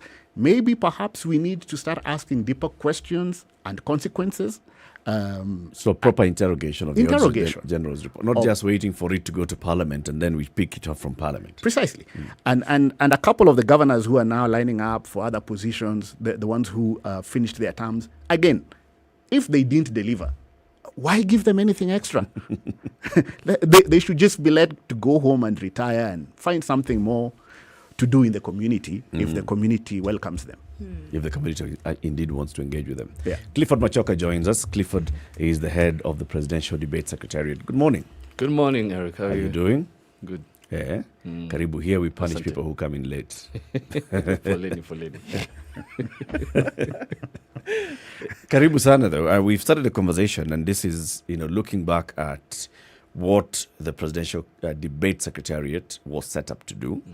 What the whole idea of the Media Owners Association, the Editors Guild and the Media Council of Kenya was, in coming up with the Secretariat and organizing the debates, and then the role of this Secretariat going forward. Are we going to see you after 5 years, or should we expect a lot more in the intervening period? But let's just review what we see now versus what we saw, the words that were uttered during the presidential debates.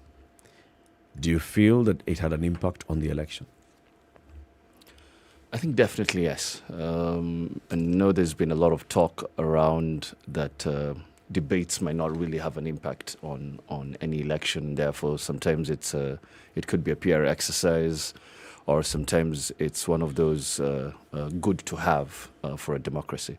But if you look at the intention of a presidential debate or a debate generally in a democratic process, is to ensure that we are instilling or entrenching an issue-based elections or issue-based campaign, and whereby we are able, and the whole country is able to interrogate your manifesto, your issues, and what are the promises you're going to have when you go to State House. And I think what we saw during the presidential debate was that opportunity for the country to hear directly from the candidate or the candidates about issues that really matter to Kenyans. And I remember very vividly there were issues when it comes to fertilizer. And we can see that the president's first pronouncement was on reducing the cost of fertilizer. There were issues on cost of living, and we've seen some of the things that the president wants to do. If the country had not had that opportunity to interrogate the president in a presidential debate, then most of the time you'll find that it is left for the noise and the rhetoric that is kept at the rallies. And we know the rallies is not an opportunity to decipher issues. The rallies is an opportunity for performance. One of the things that you will see with presidential debates is the start of the opportunity to interrogate by the public. If you look at the format that was also adopted in the presidential debate, was also an opportunity to ask the public to submit questions, and those questions then find themselves being asked to the candidate, which is an opportunity for public participation during presidential debate, as opposed to just the media coming in and saying, these are the areas we think are fit to ask the candidate. But it is the people, and I think we took it back to the people to ask, what do you want to ask your next president? And a lot of that content that you saw in the presidential debate then came from that opportunity. So, I mean, in terms of entrenching, is because that's what we're looking at now. It's not saying that then the media has media has the role to kind of entrench, but now plays a role futuristically. So then, for me, I'm looking then beyond the debate and saying that instilling this issue-based, which, if we're looking at the cycle of elections, never really was pronounced as it was this time. I mean, like we said before. So then moving forward and saying, if we are going towards participatory governance, that should the media then not take a pivotal role in making sure that the questions asked, for example, that place where you're keeping people accountable in front of the podium during a debate, for example, continues to be the state of things throughout an administration? And should the media not take a role in making sure that that happens, that it's front and center for the citizens on a regular basis? I totally agree. I think it is upon us or upon the media to actually take that role. And a good example is, let's take it back to Trump time. And during the Trump time, one of the things that you saw that came out very clearly was the role of the media to actually bring out those issues that not only whether Trump had promised, but also to keep Trump in check in terms of the excesses that Trump wanted to go into. And they actually played their role quite effectively. The challenge that we have, and we have to take it up as media, is to follow up. You made these promises on the podium. You made these promises during a campaign. What does your first 100 days look like? And one of the things that maybe should come out of the presidential debate is the media always coming together to say, okay, your first 100 days is over. Can we have a town hall, Mr. President? Yeah, and you told us in your first 100 days, you will achieve 1, 2, 3, and 4. Have you achieved? If you've not achieved, what are the challenges? How do you expect to go over these challenges? So that it is not waiting for 5 years for the media to come back together again and say, okay, now we're coming back for the presidential debate 2027. No, it has to be continuous.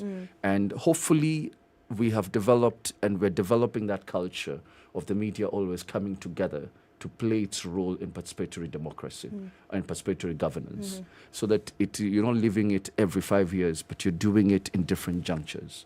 And yes, we can play that role individually, different media houses, but we can also play that role jointly. And we saw how powerful it was for the media to come together to play that role jointly.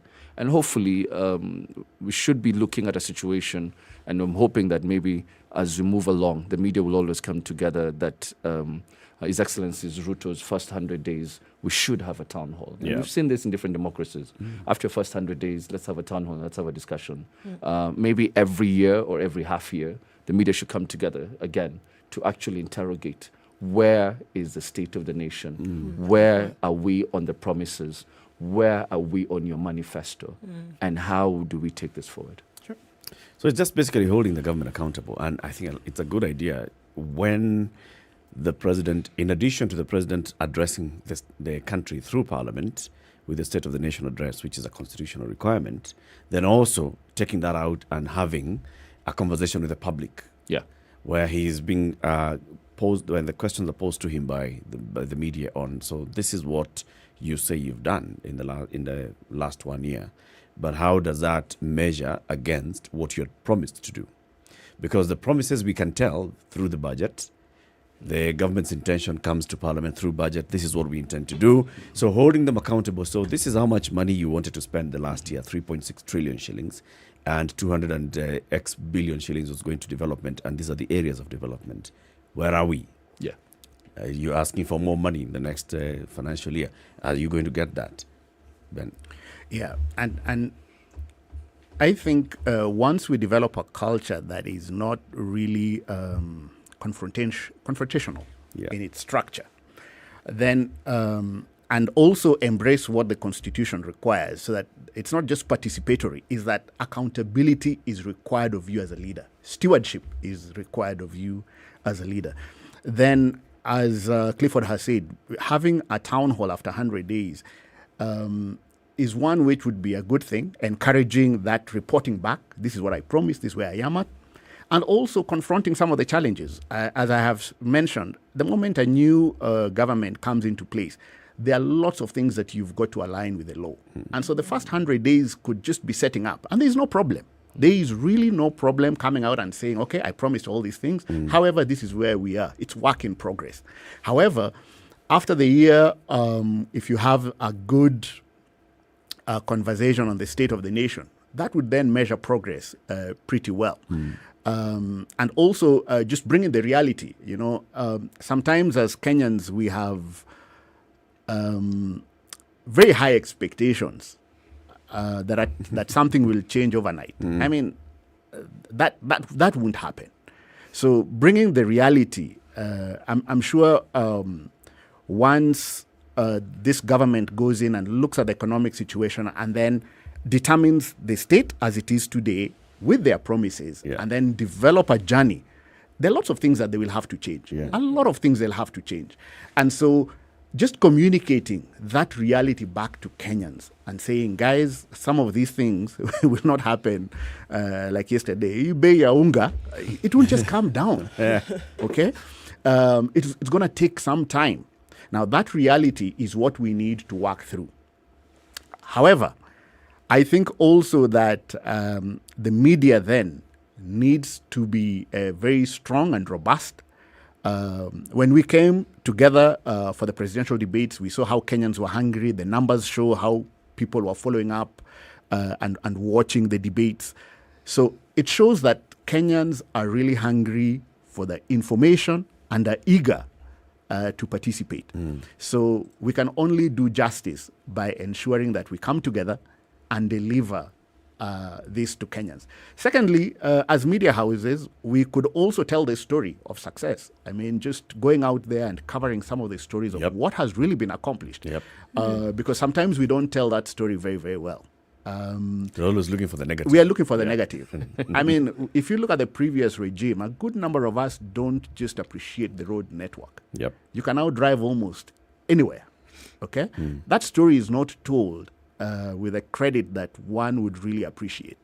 And I think it's media's responsibility. Just get your cameras, go out there, check out what has been done. Some things were done pretty well by the previous regime. One is the road infrastructure.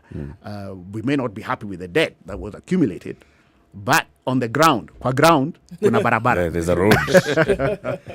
Even issues like title deeds. Yes. More title deeds issued by one administration than by all administrations, including the colonial one. So what's the impact of that? And following up, so when now we say that people have title deeds, it's unlocking the potential of the land that they have. Can we show the stories of the unlocked potential and the impact that is having? Let's take a break. It's 26 minutes to 8 a.m. This is Kenya's biggest conversation, The Situation Room. Clifford Machoka, the head of the Presidential Debate Secretariat, is here with us in the studio alongside Ben Omolo, who is the boss here. He's Chief Officer in charge of Strategy and Operations at the Standard Group Center. We are talking about the role of media in holding government to account and also in just advancing our democracy, starting from the presidential debate and what else we should expect to see going forward.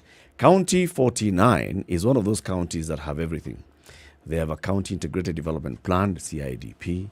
They develop the annual development plans, the ADPs. They have a budget. Money comes from the national government. It comes to county. And then the governor decides where the money should go.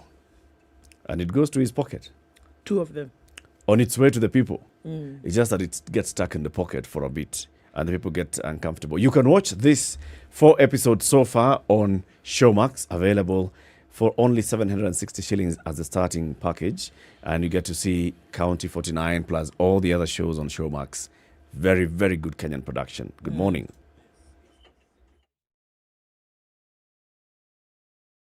If I look at the Premier League table, Manchester City is on top. Arsenal, number 2 in the table. Absolutely. How did Brentford get to number 3 in the Premier League table? They beat us like Burukenge. Sugar and spice. What's your love language, French? My love language is I want to be left alone. What can't you compromise on? Quality time and acts of service. Words of affirmation tutapata hata kanisani. We do this 11 to 3 p.m. Monday to Friday. DJ Absolute and Yolanda Mulwa on 94.4 Spice FM, Nairobi. Cloudy conditions in Nairobi at 14. We'll see highs of 24 today. 24 will also be the high in a sunny Nakuru at 13. And it's raining in Nyeri at 14. Highs of 22. We'll see highs of 23 in a sunny Eldoret at 13. Raining in Mombasa at 23. Highs of 29 and lows of 22 today. And 23 will be the low in a rainy Malindi as well, currently at 25. It's sunny at 18 in Kisumu. Highs of 28. And we'll see highs of 28 in a cloudy Kakamega at 17. Out in Kampala, it's partly sunny at 19, highs of 26 and lows of 17, and 30 will be the high in Dar es Salaam, where it's raining this morning at 23. Johannesburg is sunny at 16, highs of 27 and lows of 13, and it's raining at 24. In Lagos, highs of 30 today, 31 will be the high in Kinshasa, where it's currently clear at 24.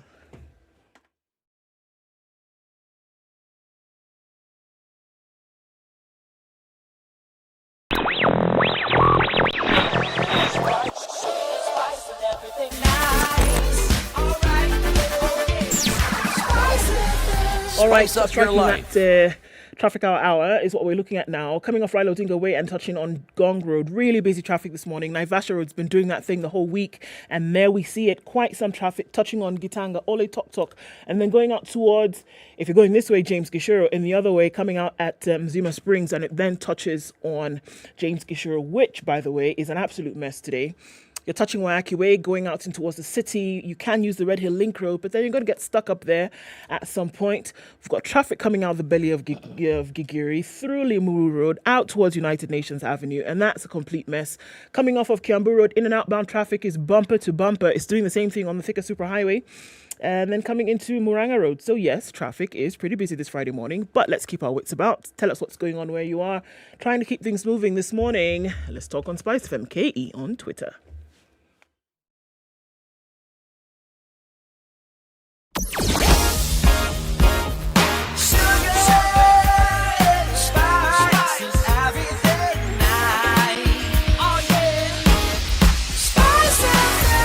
Spice up your life. Mature, intelligent talk every morning. Spice up yourself.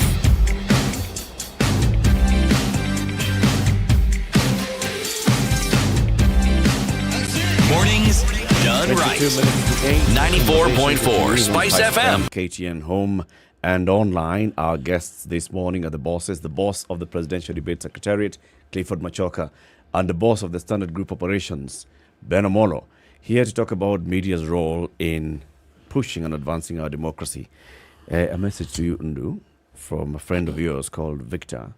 He is in Hemingway's Watamu. Excuse and me? He says, good morning. Victor Mudhama, General Manager, Hemingway's Watamu. Good morning to Ndu. Oh, good morning, Victor. Hey, I was on toes. You want to go? Hiya. Hiya. Gentlemen, we're talking about the role of media and then also going forward. So it's not just the president at the national level, but also at the county level. Yeah. We are in that space now where counties are developing the county integrated development plans. And there's a role, of course, of the media in making sure that, first of all, people know that there's CIDP development going on and what CIDPs do, and then using those CIDPs to hold the county governments to account for development in the counties. How can we get that better organized, Cliff? I think civic education is very important. It's one thing to tell people on the ground that we're going to have public participation and we're going to discuss the budget and these are the areas that we're going to raise in. But it's another thing to understand the process. And I think media needs to play a more proactive role in actually raising that awareness, not only at the county level, but also even at the national level, in terms of how do you go around the process of ensuring that your county priorities, your priorities at the ward, because this, very interesting. When you look at the counties, it starts all the way from the ward to the constituency to the county. And how does that public participation take place? It's not an issue of putting an ad on the paper and very good, you can receive that advertising revenue. But what is your role in terms of ensuring those priorities are taken up on board?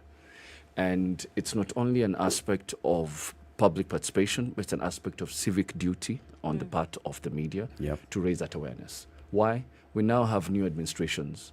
With new administrations, it's also important to know there's new learnings. A lot of these things, we're lucky that it's the third time that it's happening. And therefore, our technocrats on the ground know the process much better, but our governors don't. And I'm sure they will come with new CECs and new administration.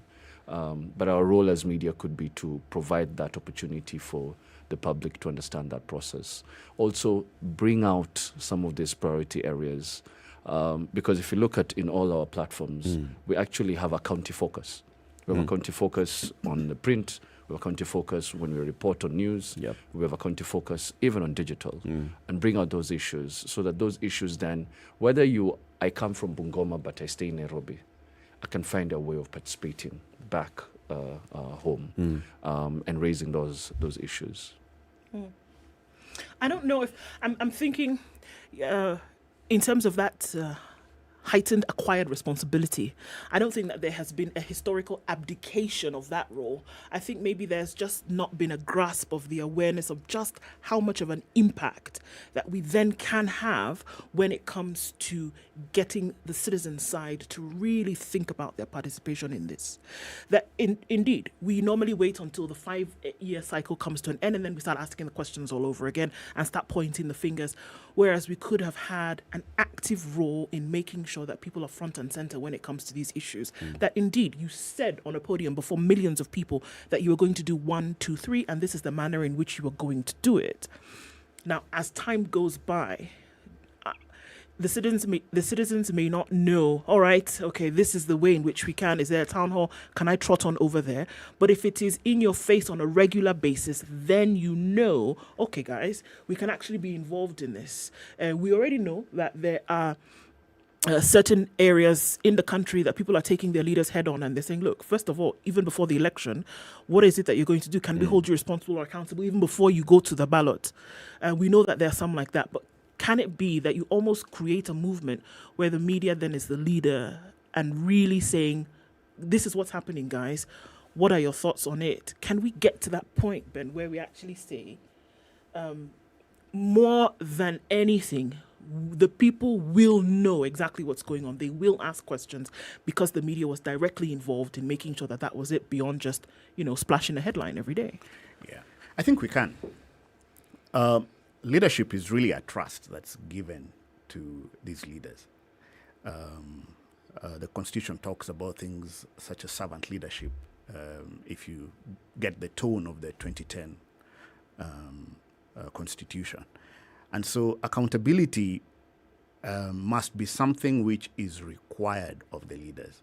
They must be accountable to the people, and the people must demand of it. So, for example, even now as they're setting up, one of the things that is required, if you look at the composition of the CEC, is just the face of Kenya. A third of the CECs should be from outside that county. How many are adhering to that? Especially for the counties that are not homogeneous. Okay, you have a big population of one group. They take all, and those meetings can be held in local vernacular, which is not bad, but you've got to understand that Kenyans can live anywhere. So how do we make Kenyans know that it's comfortable? So we should start seeing CECs that have a reflection of Kenya, especially those that have more cosmopolitan towns in them. And we as citizens should demand of that, should demand of the governors of that. I'm sure we are all waiting to see the cabinet and permanent secretaries. Will it reflect the face of Kenya, because that's a principle in the Constitution. And accountability and the media should be able to point these things and say, yes, this is not right. This should be done this way. So right now, the governors are going through the orientation in Mombasa. I hope that part of it is just understanding the detail, the philosophy, and the context of the Constitution that set out a couple of things. And accountability is ingrained there. And as the media, we can develop several ways in which we come back and ask specific questions. I think the citizens also need to be aware that every year there is the County Integrated Development Plan, which is fine. But every year there's a budget process that goes through. We as Kenyans need to be looking through the budget review and outlook paper that's done in February. We've got to understand it. Then the budget policy statement, which then the cabinet approves, because that gives the foundation of the budgeting process.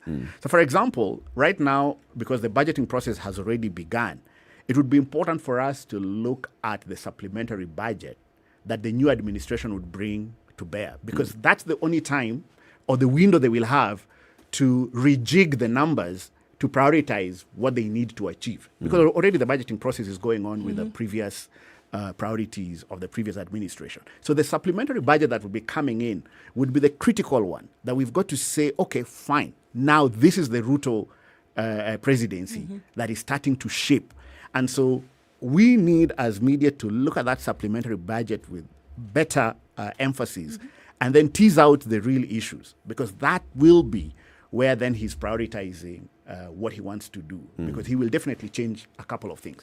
If we let such opportunities pass, then we let go of points where you're able to interrogate and see where he's putting, because money follows your priority. Right. Okay? So that would be very important for us as media to highlight some of these issues as they develop their budget, their supplementary budgets. And that's the same with the governors or the counties, because you're then able to see prioritization. I think very important for us, again, as media, is now that Okia is a senator, I'm not so sure who will speak for us, but we need to highlight some things that are just wrong. So, for example, we need to be making noise that we, as the Supreme Court said, the CDF is unconstitutional. Okay? The role of legislators, and maybe that's what we need to do, is to continuously say there is no CDF. So that those people, some people want to become MPs. I don't know for what reason. Maybe for the CDF, I don't know. Your job as a legislator is supposed to be making laws, legislating. Forget about CDF. For me, it's completely unnecessary. Now, perhaps if we remove this CDF, a good number of characters may not be interested in being an MP. I think so many are interested in it because of this 100 million. It's a lot of money. It is. It's attractive. In my view, they should never come close to this 100 million. Now, let's see real people who want to go to parliament to debate. Now, we as media have that responsibility to help Kenyans make noise that we support the Supreme Court on this one. We don't want MPs dealing with CDF. It does not matter.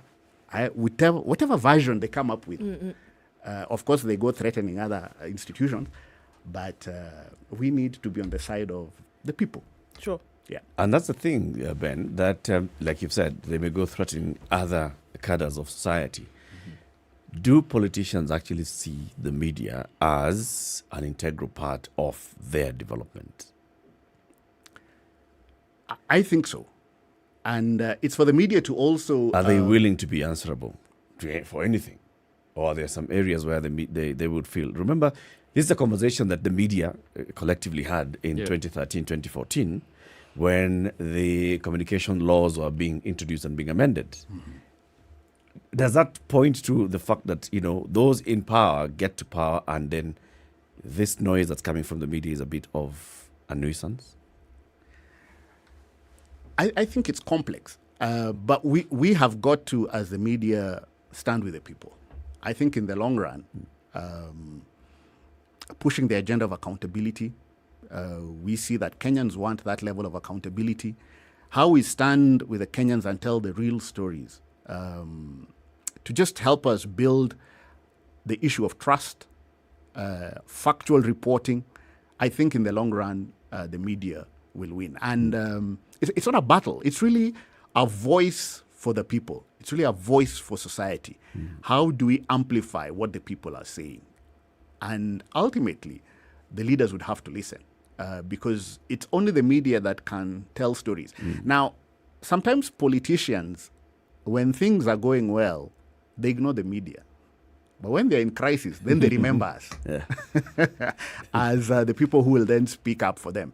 So I think we just need to be a voice for the people and develop systems and structures where accountability can be demanded of the leaders. That we are on the side of the people. In the long run, the media will have a clear voice. Cliff? I think the truth of the matter is the media is a voice for the voiceless. It's the champion of democracy. It is also the promoter of free market economies.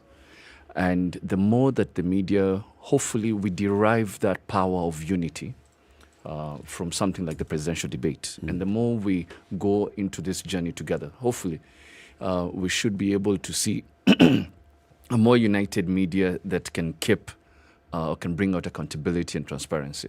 I would have expected that if the governors are going through orientation in Mombasa, then Eric will be there telling them what is the role of the media in their next 5 years.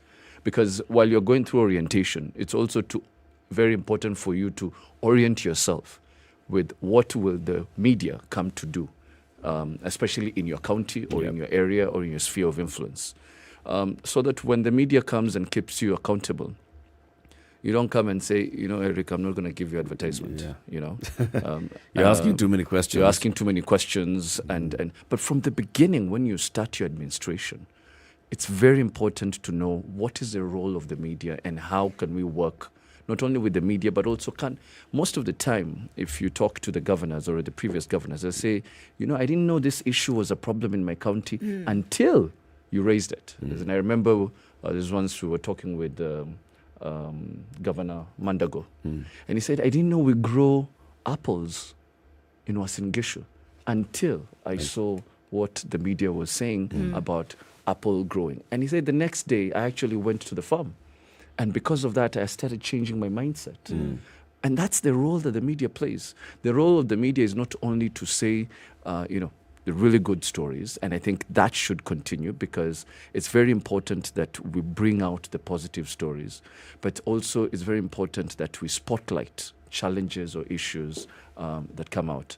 Because through spotlighting those challenges or issues, you're also helping the governor to take up that mantle of dealing with those challenges.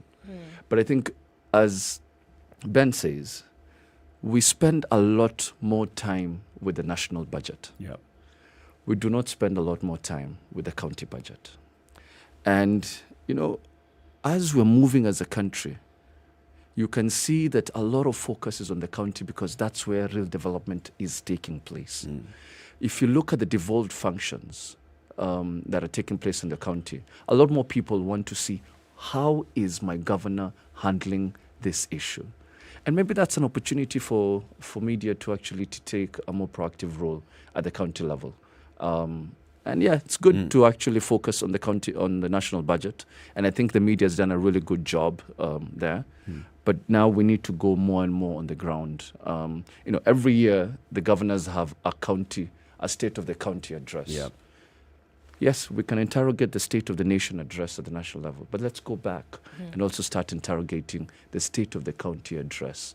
What did you promise and what are you bringing back? And I think just to add, His Excellency President Ruto stated that he's going to devolve much more of the responsibilities to the county with the attendant budgets. So that creates a new dimension. So which are these programs that he will devolve and the attendant budgets? Because that means the counties will generally get more cash. So are we prepared to then follow up and interrogate? And so the consciousness of Kenyans in terms of what's going on at the county must be something we as media take up with much more gusto to find out what will happen and how is it changing. I think we also need to bring out comparable stories. Why would one county have better things compared to another? So we bring a sense of competition. I mean, 10 years is pretty long. If you have another cycle of 20 years, soon we should start seeing some counties that are really centers of excellence. Centers of excellence, and highlighting those stories. And then the ones that are lagging, the people in those counties need to be angry enough and get rid of their leaders and just get better leadership to compete with the rest of the country. That's true. I want to read some 3 comments on social media. Julia says, I've said several times that the media has let Kenyans down in a huge way. The fight against corruption, if citizens are to participate, the media ought to inform them. But of course, media becomes so effective when spreading propaganda of the government of the day. Shame. Chris says, as part of public participation, when inquiring what one was able to do, it should also be a platform to say, you said this and you did not do it, so get back in there and do it. Because this culture of someone resigning because they did not perform is a hotbed for corruption getaways. And then Andrew says, look, you started Chivumbi 2022 on August 9th, 2021. 40% of all eligible Kenyans failed to show up on the 9th of August to vote. President Ruto assumed office with slightly less than 30% of all eligible Kenyans voting for him. Kenyan media failed to hold IEBC to account for failures from January onwards. Take that one, Cliff. Yeah. I think the last comment here is a point. This is an election, and when we started the presidential debate, we were very clear on the challenge ahead. The challenge ahead was, one, we have a very young voter base. I think it was around 6 million. And the biggest challenge that we had in this just concluded election was participation and voter involvement. And I must say, and it's not being very critical of IBC, but we failed in our duty to provide civic education that brings out participation in the election. Is it proper to say the media failed? I think we tried to do our best. We could have done better. But IBC, whose role is to do civic education, I absolutely did not see anything around civic education. Whether it was deliberate or through omissions, that is something that the media needs to start interrogating. But IBC's role is also to ensure that we educate. And they abdicated this role not only to the media, they abdicated this role to the non-governmental organizations. They even abdicated this role to content creators. It is appalling that IBC would abdicate such a very important role. If you look at the numbers of the people who voted, we really did not see this young face coming and playing the civic duty in terms of voting. And what are we trying to say ourselves? I remember when I got my ID, the first reason that I got my ID and I was very excited was I was going to vote as a young person. That is no longer there. And I think that's something that in the next 5 years, the media can play a very active role in bringing this voter base back into the national civic duty. It's a conversation that we need to keep having, and gentlemen, we'll keep inviting you here so that we can always introspect and be as critical of ourselves as we are seeing our listeners being of us, and also just looking back and saying, so what can we do better? Where can we improve? And what should we expect of government, of media, of citizens? Thank you very much for joining us today. Clifford Machoka, head of the Presidential Debates Secretariat, and Benedict Omolo, Chief Officer in charge of Strategy and Operations at Standard Group. Asanteni, have a good day. Asante sana. Yeah. It's only Friday, Ben. Sunday is coming. Sunday is coming. Keep it here for more conversations. The Situation Room continues on SpiceFM, online and on KTN Home. Coming up in the next hour. Remember, 25th day of September, Cliff and I and Ben and Ndu and CT Muga, we're all going to the Nairobi racecourse because the 50th edition of the Africa Conco d'Elegance is taking place. City has the car. He's actually taken some days off to go and Spruce it up. Yes. That's fantastic. Yes, for the day. Can't wait. Have a lovely day. Good morning. It's 8 a.m.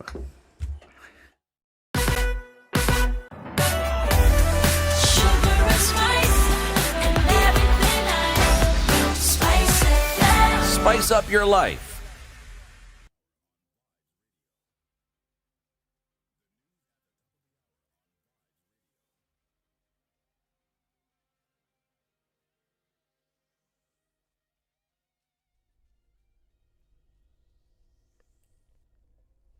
Good morning. This is Newswire. I am Stephanie Wangari. President William Ruto will this afternoon meet with Kenya Kwanza leaders in Naivasha. The aim of the meeting will be to outline his legislative agenda, including the plan to reverse the high cost of living worsened by an increase in fuel and power prices. Ruto will also rally them to speedily approve his cabinet secretary nominees. At the same time, the Azimio la Umoja One Kenya coalition party is expected to meet in Machakos County to also decide on candidates for its parliamentary leadership positions. Raila Odinga's Orange Democratic Movement is set to produce National Assembly Majority Leader. Former Minority Leader John Mbadi, former Minority Whip Junet Mohammed and Ugunja lawmaker Opiyo Wandayi are considered frontrunners for the slot. However, there is opposition to Junet's candidacy for any parliamentary leadership position. Junet has been under fire on social media that he was part of those who allegedly bungled Raila's campaigns, claims that the Azimio la Umoja coalition has refuted through a statement earlier last week. The Council of Governors meeting convened in Mombasa will enter its second day today. Governors and their deputies have convened for a 3-day-long induction summit. By the end of the meeting tomorrow, the governors are expected to have chosen their chairperson. 3 governors, including Kirinyaga's Anne Waiguru, Kajiado's Joseph Olelenku, and Wajir's Ahmed Abdullahi, have expressed interest for the positions. Yesterday, while presiding over the opening of the governors' induction, Deputy President Rigathi Gachagua asked the DCI not to harass county governors. Gachagua has termed previous arrests as humiliation of elected leaders. We have told DCI to go back to Kiambu Road and wait for crimes to be reported there. They have no business in government offices, hovering all over and creating a toxic environment for service delivery. We cannot have detectives in government offices because they poison the atmosphere and the environment for civil servants to deliver. The level of extortion by detectives pretending to be fighting graft, whereas they were just extorting money from governors and officials, is a thing of the past. If there is an issue that needs to be addressed, as it should be, we are not saying we don't fight graft, but let us be decent people. Let us have respect for elected leaders. Let the head of that particular organization write a letter to the governor himself and not delegate to some junior officers to address a sitting governor, because that is not right. Because when you embarrass an elected leader in front of his juniors and you go away, how do you expect him to perform the following day? A section of activists have lauded President William Ruto for appointing and ensuring the swearing in of 6 judges who were nominated by the Judicial Service Commission 3 years ago. Speaking to Vibes Radio, human rights activist Kip Korir-Ngetich also says the increase of the judicial budget by the president will go a long way in helping fast-track pending cases. We wish to congratulate His Excellency the President, Dr. William Ruto, for appointing the 6 judges that had been nominated by Judicial Service Commission to office. This will enhance the provision of justice and availability of justice, because we had shortage of judges in the high courts. So we thank him, and we are happy that he himself is determined to ensure that justice is available at the right time whenever Kenyans go to court. Yesterday, Senior Counsel James Orengo also praised the swearing in of the judges, saying there was no justification to warrant their rejection by former President Uhuru Kenyatta. Now, Russia's war on Ukraine has seen scores of hospitals and clinics bombed and frequent power cuts that can turn off life-saving machines. Medical aid camps are now using a Kenyan-manufactured breathing device for premature babies that works without electricity, helping save vulnerable newborns in countries affected by the conflict. Staff at the Jaramogi Oginga Odinga Teaching and Referral Hospital in Kisumu, Kenya, said this device brings some relief to those in respiratory distress. That's your news at the top of the hour. My name is Stephanie Wangari.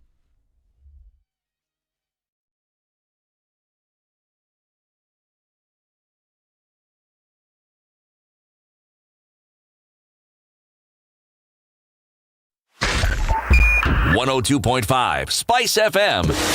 A little Kisumu. bit of a build-up of traffic on Mombasa Road, nothing too painful. The southern bypass is also looking at some inbound traffic and outbound traffic. Not quite sure what pickle could be going on there, but this whole western side of the city, then going towards James Gishuru out into the city, that looks really crazy. That has built up for quite some time. Ring Road Western, State House Road, coming off of Dennis Pritt into Kileleshwa, out then towards Mzima Springs, James Gishuru.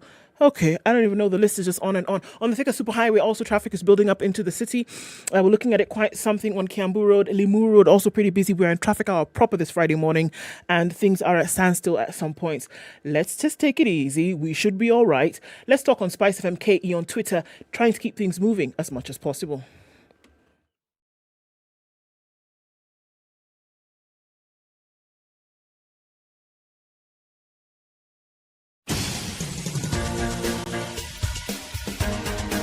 This is the Situation Room, the home of hard-hitting political commentary and penetrating insights about the state of the nation. This is a talk radio experience like no other. The Situation Room, a place for hard truths, debates, and elevated conversations. The Situation Room, witty, political, engaging, deep, controversial. In the room, we have C.T. Muga, researcher, academic, seasoned political observer, a fountain of wisdom in these politically uncertain times. Ndu Oko, Nigerian by birth, Kenyan by choice, communications expert, Pan-Africanist, a truth seeker and believer in people power, and Eric Latif, agent provocateur, the man in the chair, seasoned journalist, news hound, a man who believes in punching up, not down. It's 7 minutes after This 8. Good is the morning and Situation welcome Room. to the third hour of Kenya's biggest conversation, the Situation Room, on Spice FM, on KTN Home,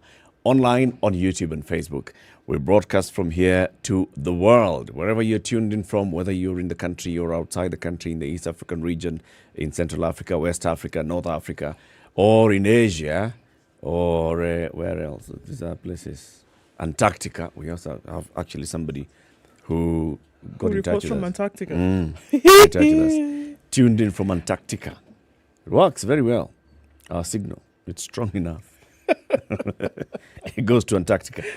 In the next hour, we're going to have a conversation about business and doing business in the country around this period of the electioneering period and now post-electioneering period, and looking at Samsung and the new phones that they rolled out in the market globally just a couple of weeks ago. But before we introduce our guest, I have the day's proverb. It's an ancient Egyptian proverb. It's Friday, the 16th day of September, the day after Bei Mafuta did like that. And the cost of unga has not come down. To do like that. Yeah, so things are just changing. But now if you're thinking about fare, take fare from him who is wealthy and let pass him who is poor. It's not a Kenyan proverb. It's an Egyptian proverb. The Egyptians have validated many things that people have been saying for the last, I don't know how long. And this is an ancient one.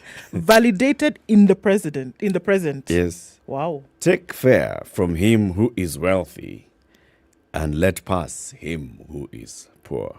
And just for purposes of clarification, the fare that we're talking about is FARE. Okay. It's not fairness. No. No, it's that fair. Yes. We have a guest in the studio with us, Charles Kimari. Charles is the Director of Mobile Experience Division at Samsung Electronics East Africa. Good morning, Charles. Hey, good morning. Good to have you again. I mean, it's been, 3 years since the last time you were here? 2 2 years, 3 months. There you go. So COVID took away your 2 years, 3 months. He's it's even going to actually a he's going to go down into the days. 2 years, 3 months, and 4 days. 4 days, 15 hours, and so no symptoms of long COVID. For you. Right. That's what happens when you have a good Samsung phone. It reminds you things. It just did that, actually. Good to have you again here, Charles. Right, good. Karibu sana. Asante sana. You were here just a couple of days ago and we talked about it, but you were not in the studio. We had a conversation with Jimmy Garth, who was hosting the event that was beamed globally. And we also hosted it here on KTN Home. We were streaming it on our platforms. We had an event right here on our second floor of the Standard Group Center. Global launch of the two new phones, the Flip and the Fold. How was it? That event was called Global Unpacking. Yes. And we always do Global Unpacking anytime we are doing a flagship launch, which we always do twice a year. Either in February for the S series, and of course for the foldables in August. So the August Fold 4 and the Flip 4, they really improved advanced versions of the previous Fold 3 and Flip 3. I must admit that we closed all our pre-orders way at least 3 days in advance. We actually met the entire quantity that was supposed to have been met 3 days in advance before the closing of the pre-order. Good grief. Niliwaambia watu wanazingoja. This event took place a day after the elections. Yes, right? Correct. This was on the 10th of August. Right. And you're saying between the 7th, by the 7th, you had already closed the pre-orders. No, it was. It took place on the day after the elections. That's 10th. Yes. 11th, and we unpacked from. We began our pre-orders in Kenya on the subsequent Monday, of which was supposed to go for 2 weeks. But on the 14th, on the 10th day, we had already swept the slate clean on the pre-orders. Okay, so of course then the question is then how did this happen? Because the rest of the world was, okay, and the world being Kenya, at that point was saying, okay, hold on, we don't know what's going to happen. We're going to an election. The period is kind of shaky. You don't know what's going to happen. So people were holding on to their money. People were holding on to their decisions in terms of investments. But then here you are telling us that you were able to, close on orders 3 days in advance of time, and say, and not because there was no movement, but the thing had been chock full, I can assume. And that's the thing. We always tend to look at everybody tended to look at it from the negative point of view with the elections. Let's face the reality of it. Samsung has already created a very strong fan base of its consumers on the propositions of the foldables that it's been bringing in for the last 4 years. This is Fold 4. And Fold 4 is a continuous improvement of the previous device. The Note was faded out of the market and it was taken up by the foldables and also part of the S series. The new foldable comes up with a S Pen experience, which appeals also to the Note team, to the Note fan base. So over the period, there's been this thirst and urge for the latest device in terms of the foldable. And Fold 4 really came out with very fantastic reviews globally on the same. So the urge and the thirst was there. It's just that there needed to be somebody to harness and tap into it and deliver the right product to the consumer. So this happened, we invested very heavily on the media, and thanks to the SpiceFM Standard Group, fantastic, you came through for us on this one. Actually, we did the launch in your studios. We did the launch in the studios here. And I must say the traction, the traction together with the election was just it was magic. Everybody was on TV, everybody was on air, everybody was on Twitter, everybody was on their Instagram, and all this was being streamed live on the same. So the traction and the awareness created was quite heavy on the same. So I must say that we not only achieved our target, but it was 1.5 times more than the Fold 3 sales. Right. So the demand is there and the pool of funds is there. Let's talk about this consumer. Who's this consumer who is going for the latest advanced technological advancements in mobile phone? What kind of consumer are we talking about? And what then would you say is the profile of the consumer? Because what are we talking about? The Fold 4, how much is it going for? That's 265,000 shillings. How much was the 3 going for?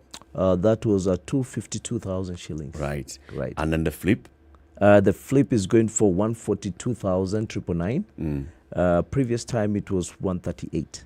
This is the highest end of the Samsung range. Correct. But then you have other ranges in the market. Right. Going all the way to what's the most affordable? That is the S22. Or we have all the way down up to an 11,000 shillings phone, which is our A03 core. And at times you can get it at 9,000 or 10,000 shillings. And yet we're getting customers who are going for all these smartphones. Correct. Because all of them are smartphones. Right. And people even just improving from, if I had this one the last time, after some time, I'm going to upgrade and go into a higher phone. So how would you describe the profile of this consumer in the market? Kenya is a very diverse market. To place the finger on the pulse, you need to segment the market properly so that you get the right beat for each particular category of the market. For the foldables, we have defined, not Samsung has defined the market, we have put the product out there and observed consumer behavior. And then from this, we have defined where to place our reach into. When you look at the foldable, it defines a persona. It's a 265,000 shillings product, right? So it's not your everyday cup of tea. This is the top grade. It is the niche of the product. So what we have done is we have identified the capability of this particular device and placed it together with the character of the consumer on the same. This is a whole office. This is a full businessman's device. This is a whole QS architect kind of on the go product. You sign documents, you sign architectural drawings, you PDF them and send them straight on from the phone to the client, and the client approves on it immediately. You actually get to take notes for yourself in meetings, change them into Word, PDF them, and send them to your email or to your customers. You don't need to go back to a laptop. Right. So Charles, what we're saying essentially is that today's business person, today's, across board, today's social media person, today's entrepreneur that needs, to be on the go, today's even corporate professional who normally would be stuck behind a desk in order to get something done, then is able to have everything that they need, in this device, and rather this new technology or this continuing technology is basically pandering to the needs of your professional on the go, your professional seated, your professional who's traveling. Correct. And the irony is this: as much as we're trying to call it professionals on the go, you should see the number of entrepreneurs that have this device. They are the on the go. You get stuck behind the desk, it's not the main part of it. You are doing work on the go. Yeah. You're in the field, you're on holiday. You're the business development manager of your organization. You're the salesperson, you're the PR person, you're everything. So you're constantly on the move. You're constantly on the move. You need to make approvals, you need to sign off documents, you need to do everything else. The Fold is the way to go. Then you come to the fantastic, lovely device called the Flip. Give me that. Let me give you this. So this one, this is the Flip. Right. And you can take the Fold. And ideally, we had a bad start maybe with the flip one at that time, because we were just getting into the play on the same. And we got a bit of backlash globally on the robustness of the device now, after Fold 2, Flip 3. I think we've got it right. This device right now it's full rigor, very solid, very nice hinges, elegant finish. The bezel is very strong. The screen is super strong. The flip open shut over 200,000 times without even having an issue. How does it feel? It's smooth. Why fold it? Why flip it? Why? Why fold it? Why flip it? Yeah. Why not? That's the question. You know, let me tell you, for the flip, this defines your character. Even by the mere fact of having it, feeling it, flipping it open and shutting it is style in its own. Which phone do you carry and feel like you want to record like a camcorder across? Look at the ease of it. Which phone do you place on the table without having to put papers and boxes behind it to give you a better selfie or a better interaction? Yeah. This is the device. This is it. It's style, it's niche. Look at him. Look what he's doing. Live streaming on Instagram right here. Exactly. Yeah. And it gives that good feeling that I need to have this device. Yeah. Correct. So I get the feeling of what you're saying. You know, you're holding it like a camcorder. So as you're having your kids' birthdays and you're like, hey, okay, and you're just walking around with your phone like this. You don't have to necessarily walk around with the phone like this. Yes. So it goes beyond, as I hear you say, it's not just a lifestyle item. There's a lifestyle side of it, you know, that makes you say, you know, I have the flip. Okay? Yes. Yeah. Just look at me. We're part of that club. But there is also the how you can use it. Right. It's robust enough and it contains a lot more functionalities that makes it make sense. For somebody who has spent that money to buy it. You can't just be spending this money so that you can be showing people, you know. Exactly. The kind of person that you are, most likely you're hanging out with people who also have the same kind of phone. So what are you showing us? And the beauty about the flip is the convenience it comes with. This drops and disappears into a pocket very easily. Yeah. And as some people have been saying, it's a bit feminine. All right, forgive my French, feminine my foot. I'm telling you, the number of orders that have been done on this by gentlemen is amazing. Are they using them? Oh, they could have ordered. And I can fantastic. And I can tell you one thing. The usability of this device, especially on, we've had, especially people in a certain lifestyle. The usability of it, we have had a lot of our people who are always online, engaging a lot online, doing heavy recording on the go, is quite popular on the same. You may ask me how many are these? I can tell you from our period that we segmented and we could see like almost 25% of it were people who actually bought it for usability purpose. Right. All right. Not just for the show of the same. It's because of how easy it is to have this phone on an operational basis on the same. Correct. Right. So even if I mean, I hear what you're saying, and looking at the lifestyle and looking at then what you're able to do with it, is it seen as an accompaniment to enable you get your business and your work done, or the go-to device then for all of these? Is it just part of, or is it the thing that allows you move from one step to the next? And that's a fantastic question, because people tend to compare the fold and the flip. These are very two diverse products, world apart. Whatever you want to do with apart from the calls and the messaging, the rest of the character is world apart. Any phone will call, any phone will text a message. It's what you want to do beyond that device that defines the two products. The fold is not easily concealed. This is easily concealed.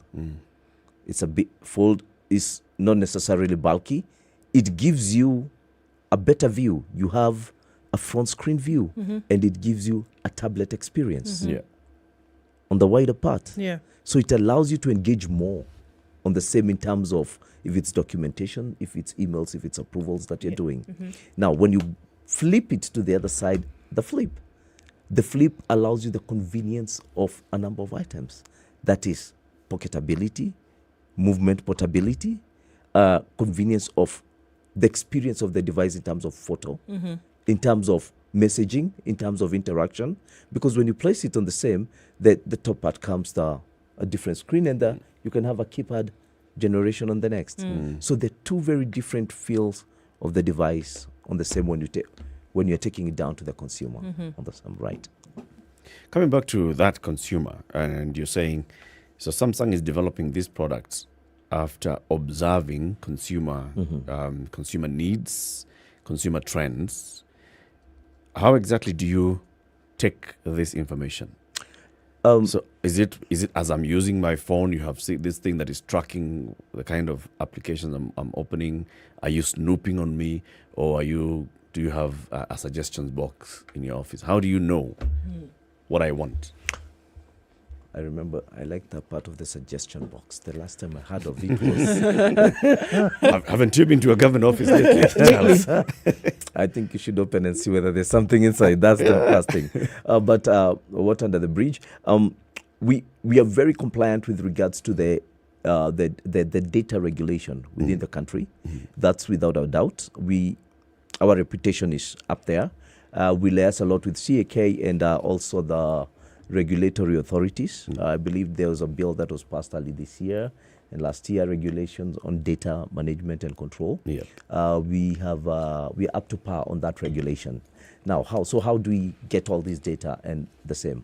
We do a lot of, we contract multiple companies that are able to collect specific data of consumer behavior. There's a lot of mystery shopping that's done. You just get into a store, stick there for 1-2 hours, just observe the consumer behavior. Talk to the consumer without necessarily having them understand you're from Samsung, just to get to understand what is their feel, what they hate, what they love, what they would like to see. One of the best feedbacks that we ever got was when customers say that Samsung screen repair is very expensive. When we break it, it's like buying another phone. So what did Samsung do? It took almost 1 year for them to actually come up with the right solution for it. And we said, hey, our devices are durable. The consumer is going to use it for long. So we decided that we're going to roll out a program. And from beginning of mid last year, we went out on a full scope of a program called Samsung Care Plus. And Samsung Care Plus is a fantastic program. We give you one free screen repair for any accidental damage. Right. But only one for the first 1 year. So if you break the screen, you'll get it repaired at least for free. And that is up to maybe 99%. There are T&Cs for maybe a service charge of maybe 2,000-3,000 shillings or 1,000 shillings. But this has proven to be the best part of our product. What's the feedback on that? Awesome. And it's not just on the flagships. We said, hey, it's on any it's Samsung our consumers all the way from A13, our entry-level device, up to the Fold. We will cover that free screen repair for any accidental damage. On the same. All you have to do is when you buy your device, register into Samsung Care Plus. That's all. The rest will pick it up from our system. Okay, let's twist this question a little bit. Right. So since you launched it, of course, you've been observing the number of people who have bought a device. And within a year, they've come asking you to repair their screen. What would you say is the percentage of purchases that actually come back and request for that service within a year? I can say we have had a jump of at least 36 to 40%. Coming in specifically to say, I have Samsung Care Plus, repair my device. Then what does that mean? It means that people are actually dropping phones, or there's things that are happening accidentally to the phone that is affecting the screen. Not necessarily so. This was happening before. Yes. It's not that it was not happening before. And nobody drops a phone deliberately to break it. Yeah. Right? So what that data just tells us is that we have a pool of consumers who actually are benefiting from this particular service that we are giving. And we are going to be able to harness this loyalty on the consumer base for quite some time. Yeah. Because it's one thing to get a customer come and say in the store, I have a Samsung Care Plus. Please tell me I can use it because I can't afford this screen. It makes you feel good that you have cracked the right point for that. And that the message has actually reached home because people know I can come back and ask for this. Right. Maybe the second bit of the feedback is do something about protecting the screen. Create a screen protect. I don't know. In the R&D, what you can do if this phone drops accidentally, which it will do as we've seen, what can we do to make sure that we protected it? Okay. So you got to realize also on the business perspective is that the more breakages that come in, the more cost goes into Samsung, right? Yeah. So for us to have rolled out this, we have first of all gone ahead to enhance the quality of the glass of the device. And in addition to that, there are a lot of screen protectors that we have already loaded in the market that are available to be applied on the phone. The fold and the flip and the rest come with already a screen protector applied on them. Okay. So, as much as we are offering this service, we are also trying to, as a company, we need to manage how much is able to come back in based on the quality of the screen and the protection that is offered on the screen. Let's take a break at 8:30. This is Kenya's biggest conversation. Charles Kimari is the Director, Mobile Experience Division, Samsung Electronics East Africa. We are talking about doing business during this electioneering period because that's when they launched these fold and flip phones. It's a Samsung Z series. It's a Z what, this one? That's a flip phone. It's a flip 4. Right. And then there's the fold. Fold 4. Fold 4. Right. You know, people are not just using, like Charles has told us, those things over to you have a phone just to pick calls and send messages. It's beyond Moved that. a long time ago. You have a phone that can access the internet. Yeah. So, but what do you do beyond that? This has also become a screen where people are consuming content, right? Right. And because you are consuming content, you'll take the Fold 4 and you start watching County 49 on Showmax. And see, this is it, because you're a conduit to making other things happen, isn't it? The intrigues of County 49, episode 4 dropped yesterday, and looking at the intrigues of Bwatele County, which is a fictional county, of course, but then looking at the intrigues of governance and politics and what will happen after that. Showmax allows you to do that for 760 shillings per month, and you have an opportunity to watch this and other fantastic programs by Kenyans for Kenyans. As we take this break, Charles, this screen, it shows in what? 4K? HD? Baduko 4K. Tuko wapi sasa? Our camera is even able to shoot up to 8K. Okay, let's take that break. Asante. This is the Situation Room, the only way to start your day.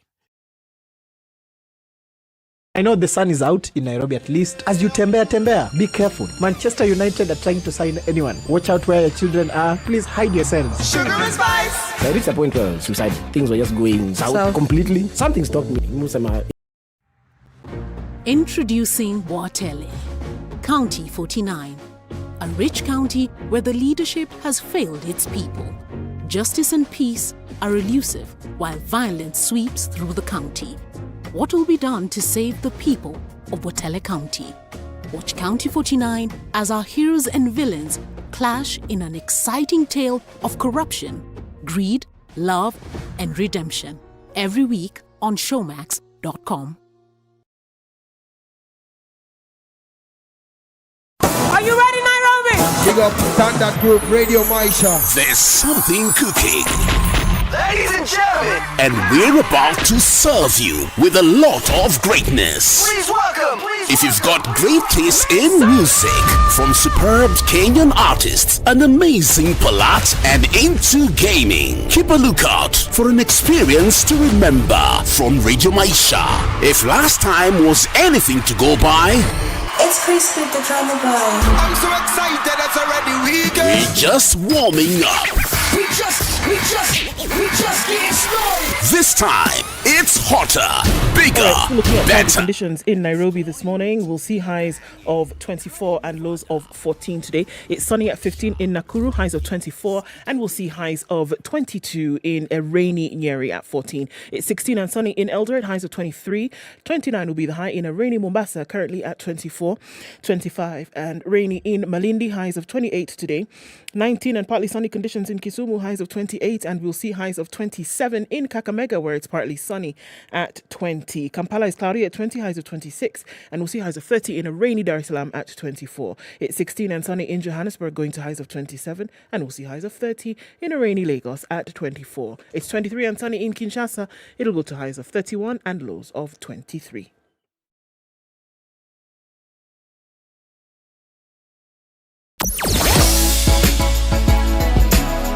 Spice and everything nice. SpiceFM. Spice up Traffic your... continues in most parts of the city this morning. We're seeing it heavy coming off Lunga Lunga, in and outbound traffic, which feeds off Outer Ring. We're also seeing the same thing on Jogo Road, pretty heavy. Likoni then feeding off onto the Southern Bypass, where there was some traffic earlier on, but that seems to have cleared up now, so you should be all right. Gong Road, really busy traffic this morning. Naivasha Road is giving it to Ngong Road, and we're seeing that then spilling over to several parts coming off of James Gishuru, also pretty heavy. And Wayaki Way is also doing the thing. Coming off the thicker superhighway, traffic going past that Utali Drift. And we're also seeing some on Kiambu Road. In and outbound traffic is really heavy here, as well as on Limuru Road. Still in traffic hour. Looks like it'll be that way for some time. Let's check back in about 30 minutes or so, see how things have developed. Talk to us. SpiceFM KE on Twitter. Are you ready?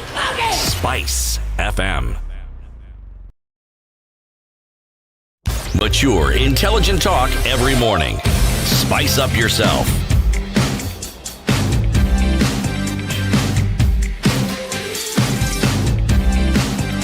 Mornings done right. 94.4 Spice FM, Nairobi. On Spice FM, KTN Home and online, Charles Kimari, Director of Mobile Experience Division, Samsung Electronics East Africa, here with us in the studio with the Flip and Fold. We are looking at them. Recently launched into the market, and he says the uptick has been fantastic. And the feedback so far from the people who've used it? We have got good review, especially on the improvements of the device. It's much more rigorous. The camera clarity is absolutely lifelike. The experience on the S Pen, on the Fold, is amazing. Our content creators are coming back to us with how agile it is. I'm getting trained also by content creators on other things that they can do on the Flip, how they're able to give it different angles kind of approach on the front screen, and how they're able to play with the placement of the phone at a distance and taking the photos. It's quite a good feedback on the same, and we're taking notes, we're taking them down, and these are the areas that we need to keep improving on them and making them much more practical. Isn't that interesting, though, that the market can actually then come back to you and say, on this technology, which works for us so fantastically, then we can actually come to you and say, look, these are things I would like to do. And then you're saying, all right, even with the Flip 4 and the Fold 4, that we can even now come back with an improved technology based on what the market is saying, right? Because here you have a job group or class that you didn't necessarily have 10 years ago. Right. A career trajectory that really wasn't there in terms of content creation and what's happening on socials. And they're actually telling you this technology which you have designed or developed and that we are using to our benefit, because it's a whole career, it's a whole class that was not there before. That's true. And here they are saying, this is great stuff that you've done here. And we're actually seeing then opportunities for us to even do, a little bit better.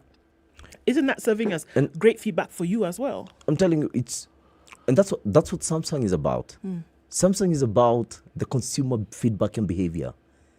We draw a lot of improvements, feedback, pile it up on R&D, and R&D comes up with a better version of our ideas on the same. They put it on paper and implement it on the same.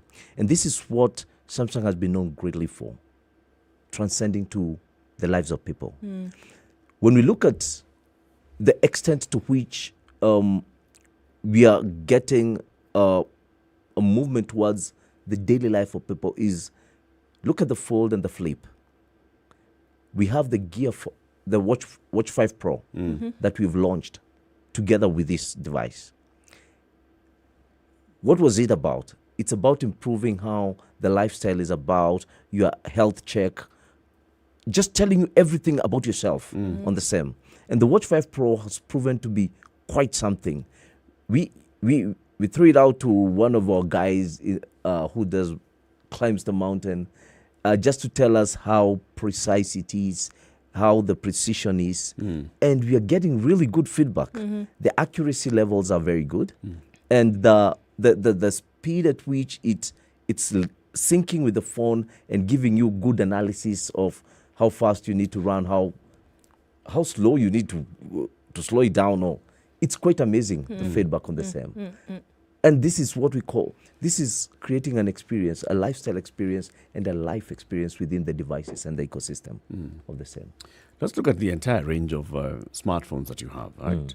And looking at the market and how the market has been changing. So we moved from just the feature phones with no ringtone to polyphonic ringtones to smartphones to now, which it becomes more than just a phone. Right. If you look at all the phones that you're producing, one of the things that I noticed with Samsung is you talk about the camera and then you talk about the agility of the phone itself. Why is the camera so important? Why do you spend so much money and effort in research and development for camera? That's a good question. And the true answer to that is a camera is about memories. It's a very emotional part of somebody on the same. You remember those days when we had the long cameras that when we were kids and that guy who used to pass around the streets carrying it around his neck and then would all hope that mom would call this guy in to take this photo. Yes. Yep. And then wait for 3 weeks. And then we wait for 3 weeks to see whether it came out properly or we need to retake it again and wait another 3 weeks. Yep. The experience this time round is the better the camera, the more the experience of the consumer. They trust what they can take.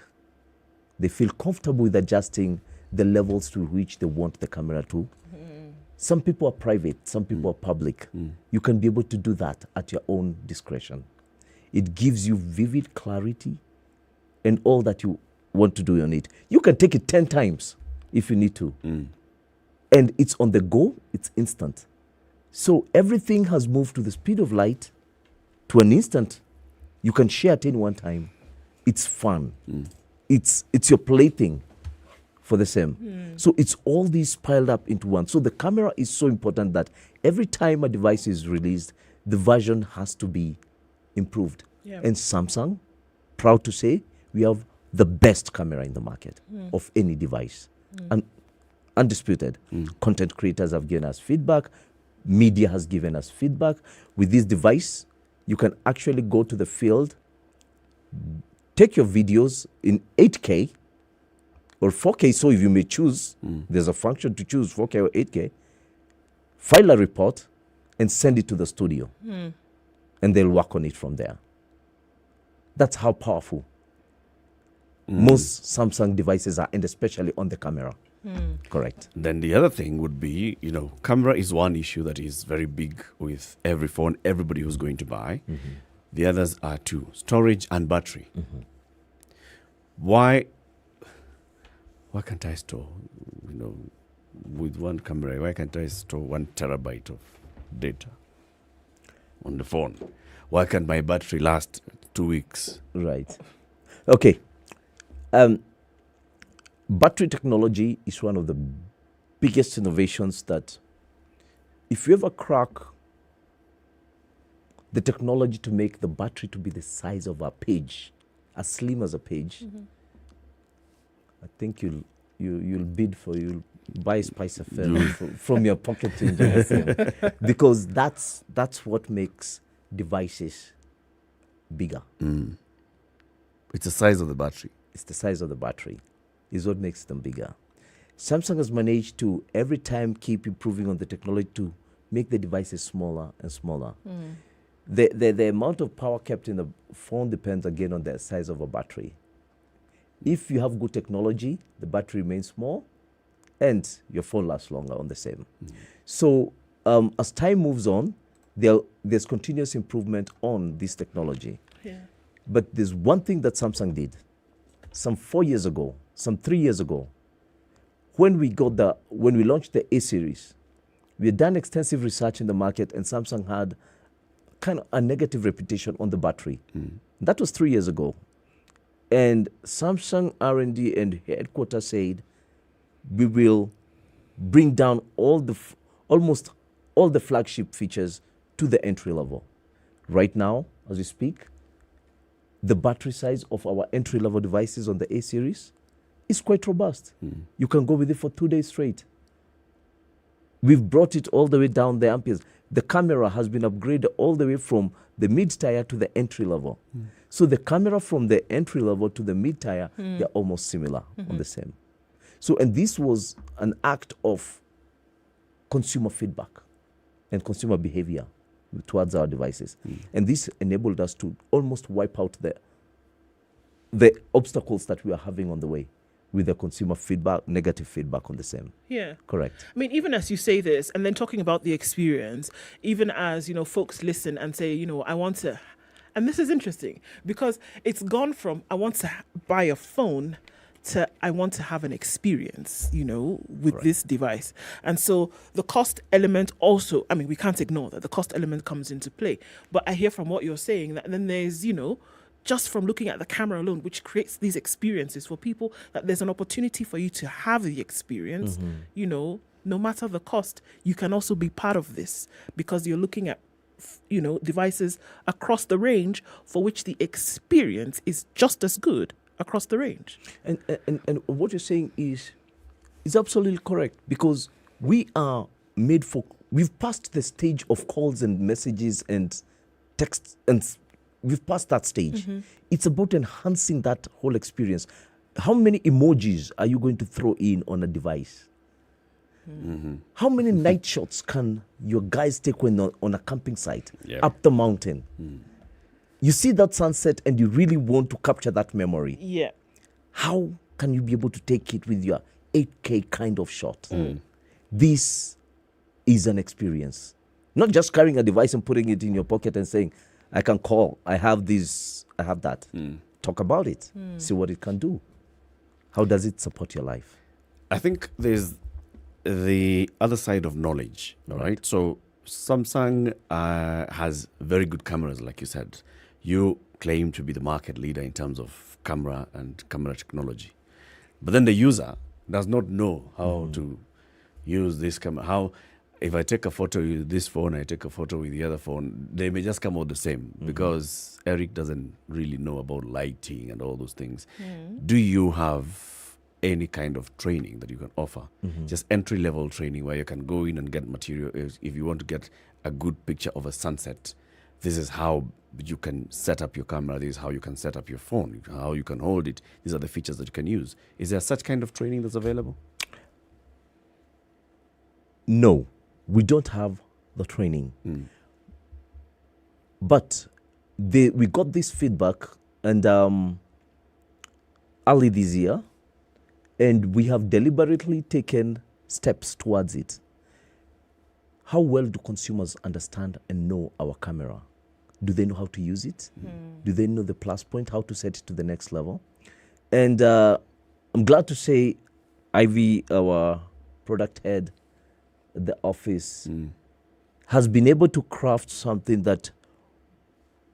which will collaborate with content creators and renowned photographers to actually bring out what is this that you can do with Samsung camera. And this is very important.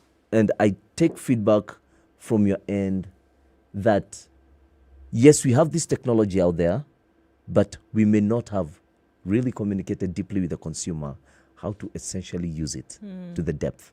And that's why we've taken these steps to try and actually have this program running, whereby we have an experience running out in the market with consumers being able to see, oh, this is how you take this shot. This is how you take a sunset shot. This is how you go for the night shot, and this is how you go for a daylight shot.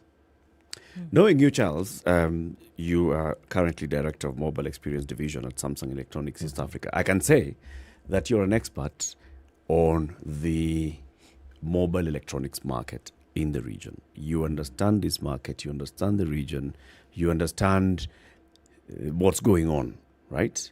Now speak to somebody who is just a consumer who's listening this today. They've been thinking they want to buy a new phone, and they are bombarded by all the adverts from Samsung and the others in the market. What is it that I should look out for when I'm buying a phone? Apart from this one is costing 4,000 shillings more than the other one, and therefore it looks like, as 4,000 shillings social class above. What else should I be looking out for when I'm buying a phone? Okay. A consumer should look at every phone can call.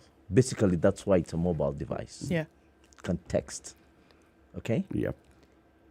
You should go beyond the call of these two things. The experience of the device. One, what is the after-sale service of this device? What is the after-sale service? And by this I mean, what's the warranty period? And apart from the warranty period, everybody will tell you they have a warranty. Samsung gives a 24-month warranty period. That's 2 years. It's 2 years. But we go a step further and say, we'll give you one free screen repair for any accidental damage. Within the first year. Within the first year.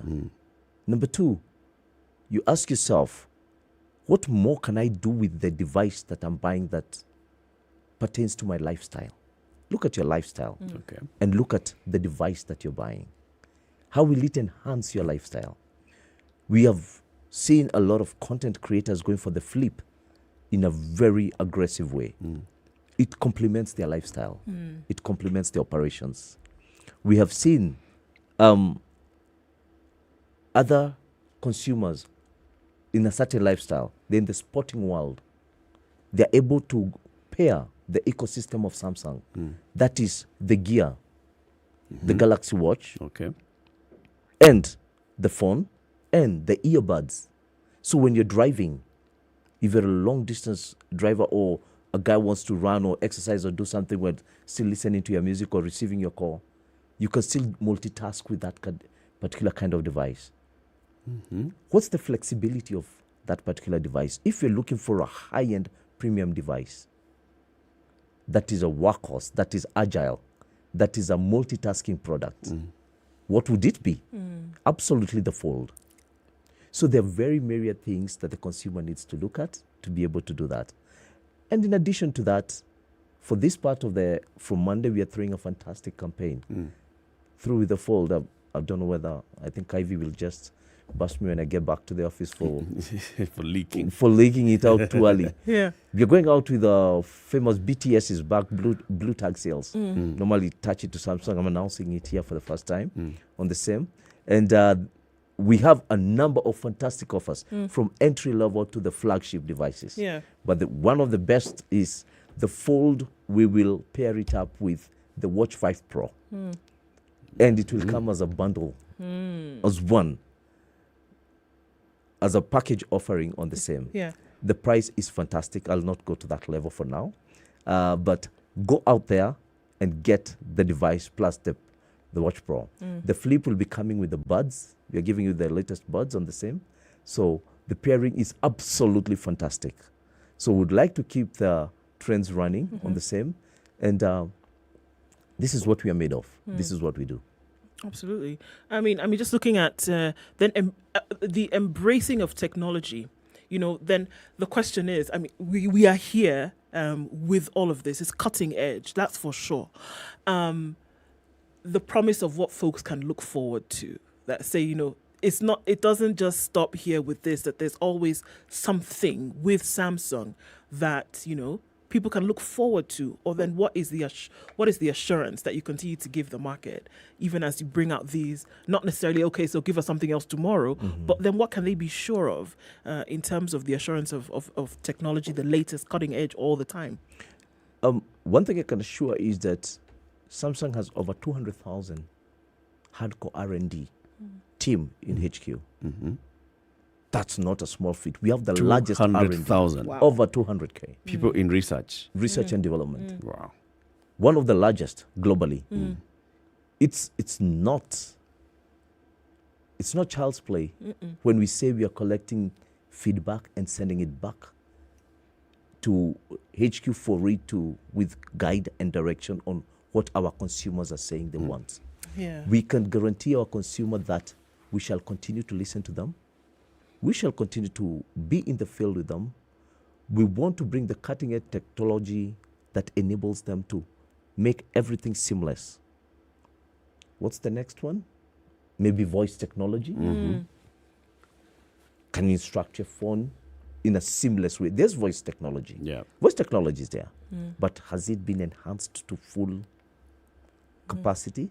No, it has not. So how much of that can be brought forth?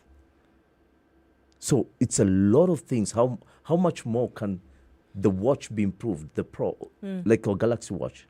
How much more can we continue improving on it? Already we have tracked on the athletic part, mountain climbing, and the golfing part, whereby it's used very well to get the distance and all. But how much more can we enhance it on the health aspects of the same? So it is how much more technology can you add onto it to keep improving technology. Technology is about continuous improvement on the same. Correct. The market in Kenya and East Africa has obviously been changing over time, right? And now we know that we have more smartphones in the market than feature phones. That's true, right? And so we have all moved from feature into any new device being bought is most likely going to be a smartphone. Right. What do you see as a future? Because, when you talk about smartphones, if the lowest that you have for you, for example, is a 9,000 bob one. Right. Are we getting to a point where is it matching the market and the market ability to purchase phones? Or by going smart and improving on technology, also getting more and more expensive? Okay. Let me put it in a much simpler way. New technology is always very expensive. As it takes time, it keeps reducing cost because our costs have been recouped, and the market and the base has been enhanced in terms of selling. Unfortunately, Samsung is not having a sub 9,000 shillings device in the market because of maintaining certain standards that we have to keep. We may not be able to go below a certain price value on the same, even on that particular entry-level device. But there's one thing that we absolutely confirm and guarantee, that product is fully certified in terms of quality and standards. But hey, that's that. That's our problem as Samsung, that this product is this high. So what have we gone to an extent to do? We partner strongly with affordability. We try to create affordability of devices. So we partner strongly and create strong propositions to the market. There's M-Copper, who is our partner. There's Sun King. There's Delight, that are selling products on installments, mashinani, in very remote areas of this market and some key towns, and they sell on installments. Samsung has a Knox proprietary software that allows them to sell the product on installments. There are customers who are buying these devices and paying 30 shillings or 20 shillings a day. But they're given the device and go with it. But they just pay 20 shillings a day, only to affordability. And this is key because we know aspiration is the main part of the product. If I can get this product and pay 20 shillings a day, if the Buddha guy will pay this much, then it's a good thing. Becomes affordable. Banks, we're talking to them. They're offering credit-free on the same interest-free on some products. We are doing trade-in. Trade-in is one of our newest featured product proposition that we are using in the market, and we are giving 25,000 shillings for the fold as additional value on trading for us. Okay. This conversation we can have for like a whole day. But come back even after next week, after you have this market storm. Come back. Let's keep talking more about the technological advancements and everything else that Samsung is doing. Charles Kimari, Director, Mobile Experience Division, Samsung Electronics East Africa, has been our guest this hour. Keep it here for more conversations. In the next hour, we talk to the CEO of NHIF and, of course, Dr. Mercy Korir. It's Healthy Fridays. It's 9 a.m.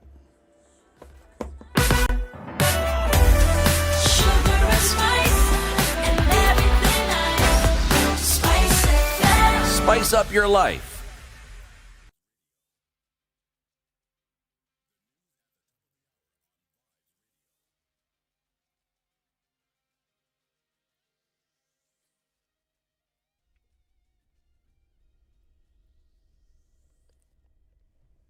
Good morning. This is Newswire. I am Stephanie Wangari. Mombasa Governor Abdul Somad Nasir says he's ready to find solutions ailing Mombasa residents. Nasir has promised county government employees that they will start getting their salary payment in good time. He has also assured his competitors, she has also urged his competitors to give him time to deliver on the promises that he made to Mombasa residents. Hatutoanza kusema tunasubiri wiki ijayo manini. Kazi inaanza moja kwa moja. Ni lazima mutupatie muda tuweze kurekebisha ili watoto wetu, vijana wetu, ndugu zetu waweze kupata ajira wanaostahiki katika Mombasa hii. Haya hayatowezekana ikiwa tutaendelea na lugha za kejeli za kampeni. Haya hatowezekana ikiwa tutakuwa hatutopeana nafasi ya kuifanya ile kazi. A young mother who went to deliver twins at Mama Lucy Kibaki Hospital died after excessive bleeding, a post-mortem report has revealed. According to the report done yesterday by government pathologist Dorothy Njeru, Maureen Anyango died of excessive bleeding and increased intracranial pressure, which is the pressure exerted by fluids inside the brain tissue. According to the World Health Organization, heavy bleeding is the leading cause of maternal mortality worldwide. More than half of the deaths occur within 24 hours after childbirth. Now, activists say the increase of the judicial budget by the president will go a long way in helping fast-track pending cases.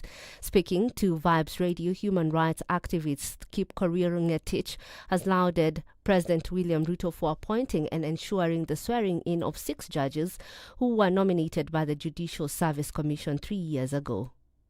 We wish to congratulate His Excellency the President, Dr. William Ruto, for appointing the 6 judges that had been nominated by Judicial Service Commission to office. This will enhance the provision of justice and availability of justice because we had shortage of judges in the high courts.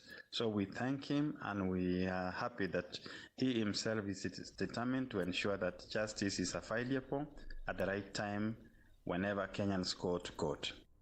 President William Ruto will this afternoon meet with the Kenya Kwanza elected leaders in Naivasha. The aim of the meeting will be to outline his legislative agenda, including the plan to reverse the high cost of living worsened by an increase in fuel and power prices.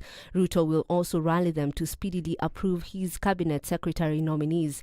At the same time, the Azimio la Umoja One Kenya Coalition Party is expected to meet in Machakos County to also decide on candidates for its parliamentary leadership positions. Raila Odinga's Orange Democratic Movement is set to produce National Assembly Majority Leader. Former Minority Leader John Mbadi, former Minority Whip Junet Mohammed and Ogunja lawmaker Opio Wandai are considered front-runners for the slot. However, there is opposition to Junet's candidacy for any parliamentary leadership position. Junet has been under fire on social media that he was part of those who allegedly bungled Raila's campaigns, claiming that Azimio refuted through a statement earlier this week. Now, Russia's war in Ukraine has seen scores of hospitals and clinics bombed and frequent power cuts that can turn off life-saving machines.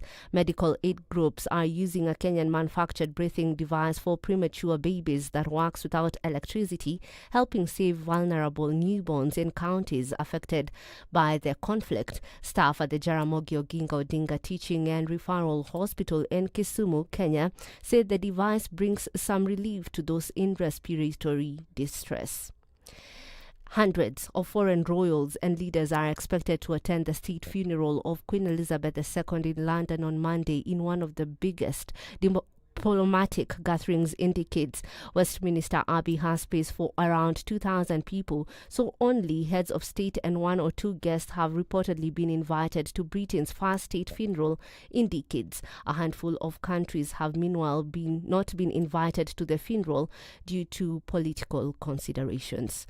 That's your news at the top of the hour. My name is Stephanie Wangari.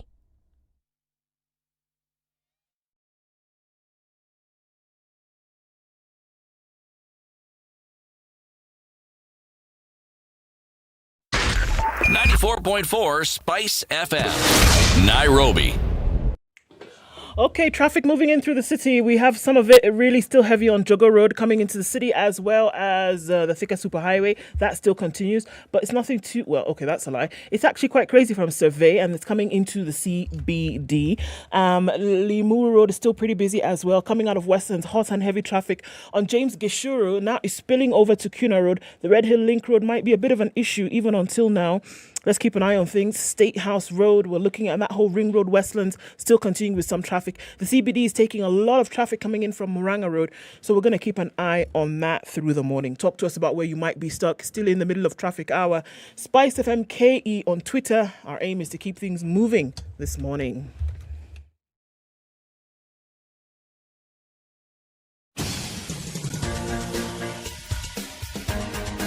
This is the Situation Room, the home of hard-hitting political commentary and penetrating insights about the state of the nation. This is a talk radio experience like no other. The Situation Room, a place for hard truths, debates, and elevated conversations. The Situation Room, witty, political, engaging, deep, controversial. In the room, we have C.T. Muga, researcher, academic, seasoned political observer, a fountain of wisdom in these politically uncertain times. Ndu Oko, Nigerian by birth, Kenyan by choice, communications expert, Pan-Africanist, a truth seeker and believer in people power, and Eric Latif, agent provocateur, the man in the chair, seasoned journalist, news hound, a man who believes in punching up, not down. This is the Situation Room. The only way to 7 start minutes your after day. 9. Good morning and welcome to the final hour of Kenya's biggest conversation this Friday. Friday the 16th of September 2022. Day 3 of 100 of the Ruto administration. First 100 days. We are counting them down all the way to the end. We are going to have a Health Friday conversation like we have been having in the last couple of weeks. Dr. Mercy Korir from the Standard Group is here. She is the editor for everything. Health, science, environment, climate. Super editor. Super editor. She's here with us. And the CEO of the NHIF is as well with us in the studio, Dr. Peter Kamunyo. Before we say good morning to them, let me tell you today's proverb. It's an ancient Egyptian proverb. Or you want to say it, Ndu? No, please say it. It's a validating proverb. It's Friday. We're going into a long weekend. People are broke. And so today's proverb says, take the fare from him who is wealthy and let pass him who is poor. I mean, take fare from the rich. Leave the poor alone. Leave the poor alone. Well, a good translation of this or interpretation of this was given by Ben Omolo earlier. You know, it's about looking at tax the wealthy, just leave the poor. Tax the wealthy, leave the poor. The reason why I picked this proverb today is not just because it's Friday, people are broke and all those things, but it's because now NHIF is mandatory contribution and the person who's taking the fare is in the studio. Dr. Peter Kamunyo. Good morning. Good morning, Eric. And do. Good morning. Good to have you on the show again. It's indeed a pleasure to be here all the time. Karibu sana. Asante sana. Say hello to Mercy for us. My colleague, super editor. How are you, Mercy? Very well, Doc. How are you? Very well. Yeah, good to see you. Good to see you too. Karibuni sana. We're going to talk about, the opportunities, the challenges, the journey towards the realization of universal health coverage in the country. We know the government has said, and it's very clear, that NHIF is designed to be the anchor of the realization of UHC. The CEO of NHIF is here. Have we had a conversation with you? Yes, we've had a conversation. No, we've not had a conversation with you since the passage of the new NHIF Act. We talked with you when it was in the Senate, just before it passed Senate and went to the National Assembly, to the President for assent. Correct. Regulations were then published and circulated, and there was a lot of controversy around these regulations. Correct. What do you mean that I can, if I don't pay, I get what penalties do I do what and the other? Are they in effect now? Thank you, Eric. And yes, and thank you for the support that time as we were pushing for the act. And, as when it was assented to by His Excellency, the former president, on the 10th of January this year, the act is actually geared to ensure that we get to UHC. And the regulations are what we are going to use to ensure that we operationalize the act. Though right now there's a bit of there's a court injunction, and we're in conversation with FKE so that we clarify to ensure that everything is all inclusive and we don't leave anyone behind. So right now we're in that process. However, we've got a few things to celebrate, and I think the first one is actually the change of the name from National Hospital Insurance Fund to National Health Insurance Fund. And what that means is that by that act, it's given us more scope to ensure that we are able to incorporate more healthcare professionals to be able to be contracted. So right now we can contract consultants, we can contract laboratories, we can contract pharmacies, and you've seen even with the new manifesto that we need to look at how to contain the costs of those other auxiliary benefits of health that contribute to increased healthcare costs. Okay. Now you've mentioned manifesto. We were discussing the manifesto last week with Dr. Mercy, and we touched on some of the areas that the manifesto, the Kenya Kwanza manifesto, had talked about, which, what are those words, the R words? Is it restructure and redo what to the NHIF? There's an RE word that we couldn't remember. It's re-engineer, I don't know. But what I know is big on touching on NHIF was to do what they say, create Chinese walls between the fund manager, the claims, and I think the other one was on quality, so that you have like three separate arms, so that they are running sort of like how we manage the pension funds. I think that was one of them. The other thing was to change, now that it's mandatory, to a household contribution as opposed to individual contribution, where in one household, both of you are contributing for the same benefits. And the idea around that was to increase the revenue from 50 billion to 200 billion from 12 million households in the country. I think that's it. So is it something doable? Well, actually starting with the contributions, and that has been handled quite a bit in the Act, is the contributions as they are right now is actually per household, especially for the informal sector or the voluntary contributors. It is per household. The contributions for the statutory is based on a person's employment, and that should be encouraged. Even today's proverb actually is spot on that, because in social health insurance is a pool. So those who are able more contribute so that to support those who are not able. And also it's been embedded in the Act that the government is mandated to identify and support the indigents. And these are those folks who cannot afford basic necessities of life, including healthcare. And there are 5.1 million households. So how do we ensure that we create a pool that's able to support all that? So it is indeed good, and I think it's reiterating actually what the spirit is already, because the contribution for the informal sector is per household. Now, on the issue of the Chinese walls, actually that is the operation of an insurer. Yeah, and the restructuring that we are doing right now, ongoing at the fund, is to ensure that we have, departments that are, not overlapping. Like you have your claims department, which is strictly claims, and the people there just deal with that. You have the case management. You have the team dealing with collections and the customer experience, etc.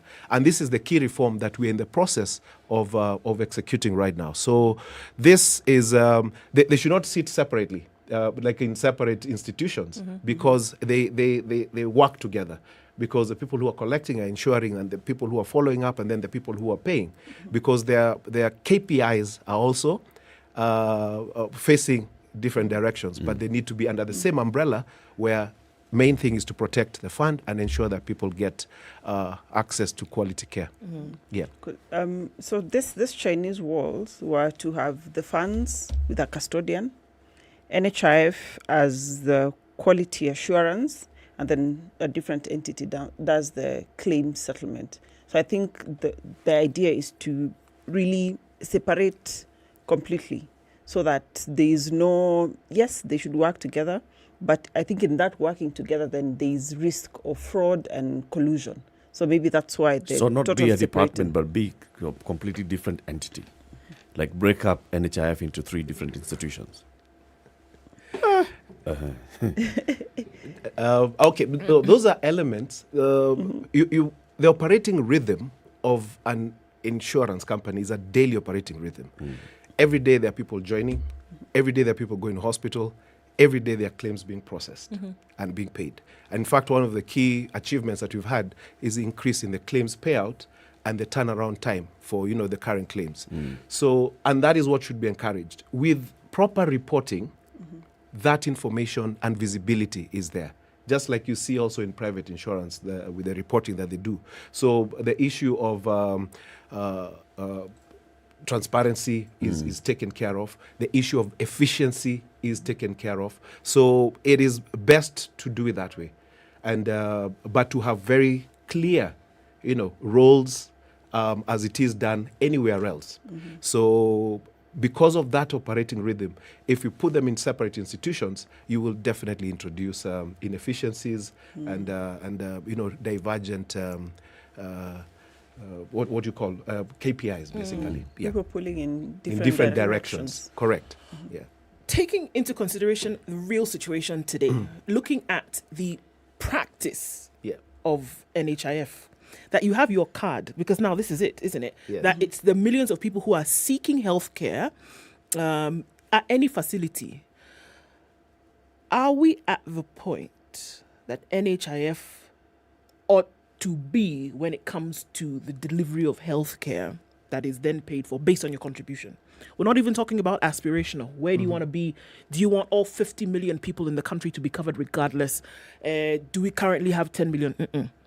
For those where they are today, is it guaranteed that wherever you walk, wherever you are in the country, if you walk into a health facility with your up-to-date card, are you guaranteed that you will get the health services that you require all covered with that card? The proof of the pudding is in the eating. In the year we've just concluded, financial year, 90% of all the contributions we collected, we paid out as claims. That means that all those individuals that we've paid for to the hospitals got services.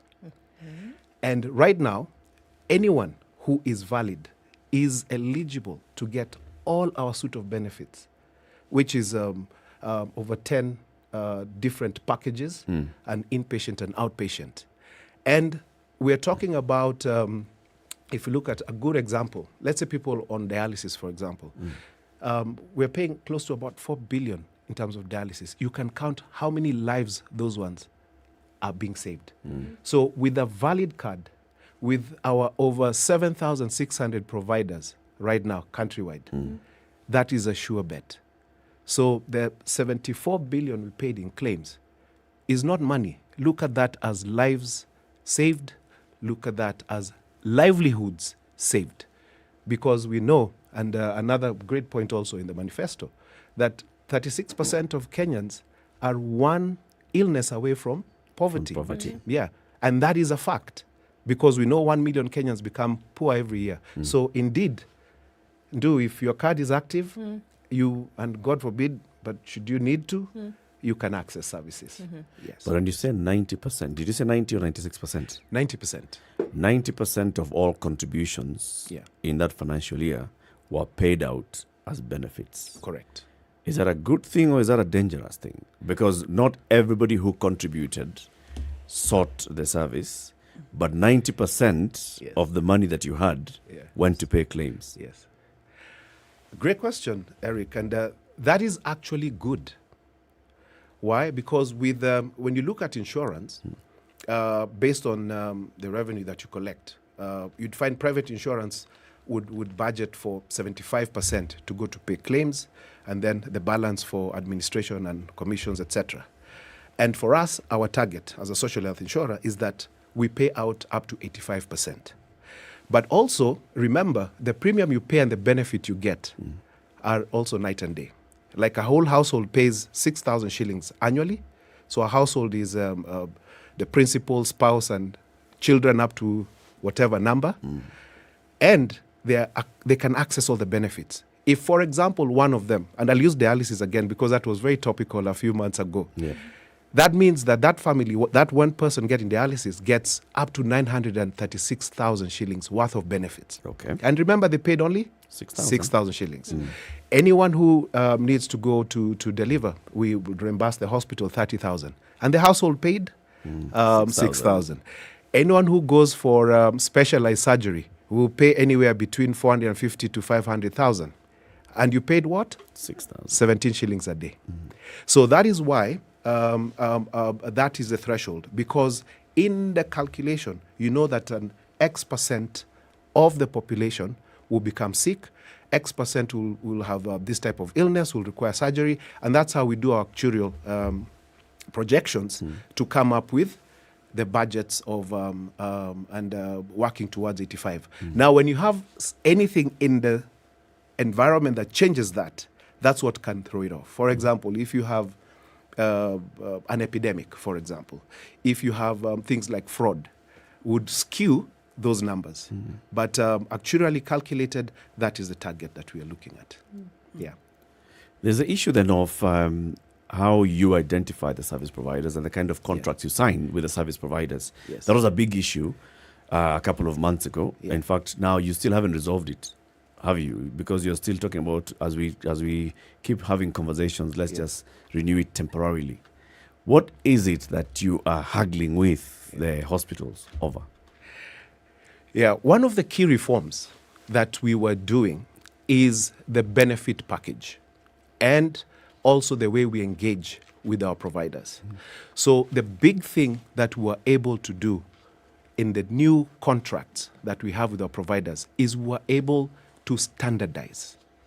We're able to standardize our reimbursement based on whatever KEF level. That's a Kenya Essential Package for Health.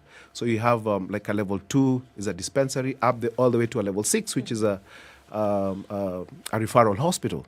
So whether it's public, private, or faith-based, we were able to standardize across. Because before, there were discrepancies that you could hear we were paying certain hospitals less, certain hospitals more. So that is creating equity. Then secondly, we expanded our benefit packages. For example, the surgical packages increased about twice. We also included other preventive interventions, like mammographies, etc. So with the increased benefit package, actually, which was, and worked together with the Ministry of Health to come up, which we dubbed it the UHC Super Cover, we had to also negotiate with the providers. Remember, the contributions we get are finite, and payout it can vary. So we had to negotiate on a sweet spot to be able to reimburse. And that was a negotiation that took some time, because NHIF is also unique that our provider panel includes both public, private, and faith-based. Yeah, unlike other social health insurers, that access is only to public hospitals. So we had to get the buy-in, and we were able to do that. So, and this time round, even in our new contracting cycle of 2022-2024, we've ensured that we input that matrix that we've agreed, because now it is standardized, it is transparent into the system. And now we're in the process of rolling out the physical contracts for all the public hospitals. That has already been done. For the private hospitals, we're working on it and to be done by the end of this month. But services are still going on. Services are going on? Yes. The story in the paper today? All right, so it seems as though you then have been sanctioned over cancelled medical cover, right? And this is for senior secondary schools that they were looking at. And the board seems to have a bit of an issue, having said that there's a bit of a war that's going on. Still looking at medical cover, right? The chair has termed as insubordination on your part the decision to cancel contracts of 17 healthcare service providers for school cover, and has said that the board has called a meeting to hear your explanation. Now, we don't know if this explanation has taken place, but now here we are and asking you exactly what's going on here, because 17 contracts have been cancelled by yourself. You've gone on to say that the reason why this has happened is because they've come to the end of their contract term and investigations are going on to find out whether they will be renewed or if that has come to a head. But it seems as though there's a saga going on here and that there's a war. There's no war. Okay. That sounds like an over-sensationalized story. But I'll put some context to it. One of the key mandates of the fund is to protect the funds of the contributors. And the other one is to ensure that we are able to pay for valid services. So our members, when they go to hospital, one of the key drivers of healthcare costs, apart from increased inputs, etc., is fraud. And we know that many people have estimated the cost of fraud to be between 20 and 30%. In fact, the Duran Institute estimates it at about 30%. Wow. Now, we have mechanisms that are able to get red flags and identify. So, and when this happens, we have a team that investigates and ensures that the services being provided are valid. And when an anomaly is found, there is a process that is stipulated in the contract. And when investigations are going on, after the investigations are done, there's also another process of how to deal with the providers who are found to have had any malpractice. Sometimes it could be through acts of commission, sometimes it's acts of omission. And once that is found out, they are reinstated and they move on. And like this particular 17 providers being mentioned, there's no contract that was cancelled. Actually, it's because we are in the middle of renewing contracts that they've been informed that for the benefit that was being investigated, and it was being investigated by a multi-sectoral team, which included also officers from the Ministry of Education and our internal auditors. So it's a process that is still ongoing. And right now, they can still see our members, but for the services for Eduafia, because that's what was being investigated, that has been halted pending the conclusion of the investigations. So you've only halted Eduafia, but everything else is available. Yes, following their appeals, because we remember as the national social insurer, our aim and spirit is to leave no one behind. So it's to have all providers we work together. But another mandate is to protect the fund. So when there are red flags, we must ensure that we address that without compromising contributions. What's the of procedure members. to be followed in such a case? Should you go to the board and seek the board's authority to commence investigations and to suspend aspects of a contract? Or is it something that you as a CEO are allowed by the NHIF Act? Yeah. Once there is a suspicion of fraud, in the contract is that they can be suspended, and the suspension is stipulated. It's for 90 days. Now pending the investigations, because once you suspect something, you cannot let something continue, and within that period, also the provider can come back and show evidence of whether it's for or against, etc. And same for the team. And then that also is presented now to the board eventually to make the final decision. And this is usually done. And like, for example, in this case, our internal auditors gave a report, and that is a procedure. So suspension happens immediately because you cannot let... Suspension is a decision of the CEO. Correct. It's a decision of management. It's a management decision, yes, not necessarily a board decision. Yes, yes. And it's time-bound. Okay. So it's for up to 90 days pending, and then that needs to be presented to the board now for the determination of whether it is a 2-year suspension, whether it's a complete removal from our panel, etc. Yes. When you say there's no war, it's an over-sensationalization of the story and all. Yeah. Why would the chairman go to the media to say that the CEO has usurped the role of the board in something that then you're claiming is the role of management? Why is it playing out in the media? I would not be able. Now you're asking me about it in media, so I'm responding. You're now saying that I it's would not not be a war. able to answer. So if it's not a war, why is it here? No, it is definitely not a war. And if there is a misunderstanding, I think that is something that can be addressed. Yeah. Now, in the same line of Eduafia, and we've had this conversation, is there a way to simplify NHIF? I call it, we have so many ports. You have a Linda Mama port, you have an Eduafia port, then there's super cover, there's civil servants, there's indigents, now there's old, for the elderly. Some of these things will overlap. For example, if you take super cover and Eduafia, one household who has children in high school, the children are covered on both sides. Is there a way of simplifying all of this such that you do not have to have all these different ports, because some then probably get used up, some more, some underutilized? I don't know. I find that it brings a lot of confusion and inefficiency. Yeah. No, great. Actually, the covers that we have two basic covers. I mean, two covers. We have the super cover, which is the National Health Scheme cover. And then we have an enhanced cover, which is mostly for government to government. So that's the one for civil servants, the police, the county, etc. So under the National Scheme cover, the super cover, that's where we have first the two groups, the statutory contributors and the informal sector. So formal and informal sector. Then we have another group under that national scheme, which is the sponsored. Now, under the sponsored, we have different groups. You have the health insurance subsidy program for elderly and severely disabled and orphan and vulnerable children. Yeah. So, but they enjoy exactly the same benefit as in the national scheme. Then now let's come to the Linda Mama. Linda Mama is a very unique program. It's a unique program in that you don't even have to be an NHIF member. You just have to be an expectant lady in this country, and you register. And then you'd be able to have access to supervised delivery. And every year we take care of an average of 1 million patients. And last year we had over 800,000 supervised deliveries. So these are lives potentially saved.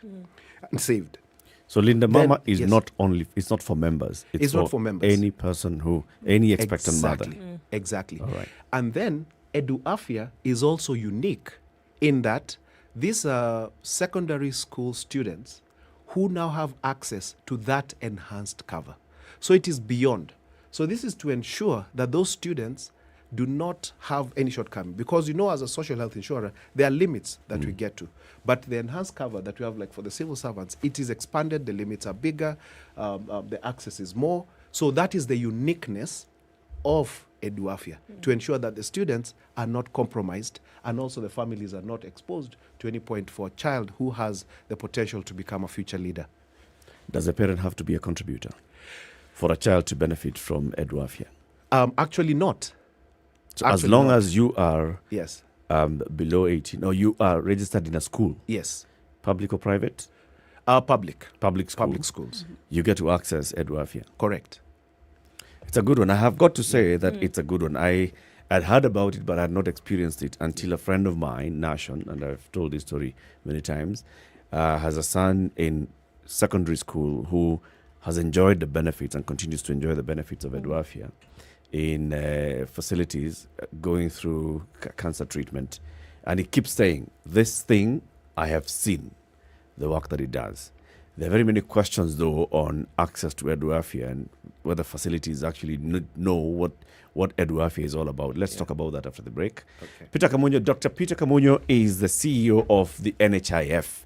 He's here with us today alongside Dr. Mercy Korir, who is always here on Fridays from 9 to 10 a.m., having a Health Friday conversation. We are talking about NHIF's role in the realization of UHC, where the opportunities are, where the challenges are, and what we can do so we can all head towards that journey of universal health coverage. 26 minutes to 10, time for us to take a break. As we take the break, we remind you about our friends. Who are our friends, you know? We have many friends. But we can tell you about our friends in Bwatele County who are very serious about keeping governance at the tip of their fingers and saying we want to be in control of what's happening here. And you want to know what that story is, all you need to do is get onto Showmax for 760 shillings per month, you know, and you can have access to all of this. Get to know what's happening in Bwatele County. County 49 dropped its latest episode yesterday, and that's on Showmax for your viewing pleasure. Kabisa. And the way Doc is dressed today looks like he's on his way somewhere. Yeah, and he knows how he's going to be dressed on the 25th. Sunday, 25th of September, we're meeting at the Nairobi Racecourse because the 50th edition of the Africa Concord Elegance is taking place. Ndu and Mercy and Ednah have their hats ready. You and I, Doc. Mercy's flower. She's already on the way. Mercy is sorted, right? Daktari already knows how he's going to be dressed on the day. Me, I'm the one. Waiting for you. Me, I'm the one. I'm just trying to figure. Sasa nivae nini? Nivae shuka. Mimi navaa shuka ya Masai. Fashion. You'll be conquering something. Fashion. You'll remain at the gate. Shuka ya Masai naingia pale hivi representing Kimana Loitokto. And the Concord Elegance. Wapi gari? Nataka hii gari.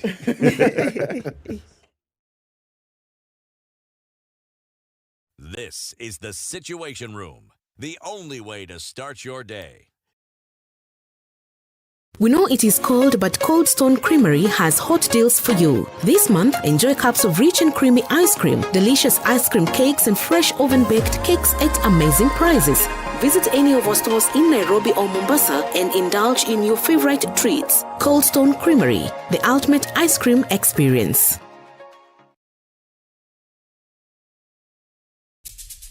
When you think about education hubs, Japan has long been at the list of preferred destinations to provide world-class programs. The Study in Japan Global Network Project and Ministry of Education, Culture, Sports, Science and Technology in Japan are hosting an online event for students and professionals looking to further their education and join master's and PhD programs in social sciences such as internal public policy and conflict studies, economics and management, and sciences such as information technology, environmental sciences, biomedical science, agriculture, engineering, and veterinary medicine. Join the Study in Japan online fair for Sub-Saharan Africa 2022 on the 30th of September and on the 1st of October by registering on 2022.studyinjapan-africa-portal.com. Don't miss out.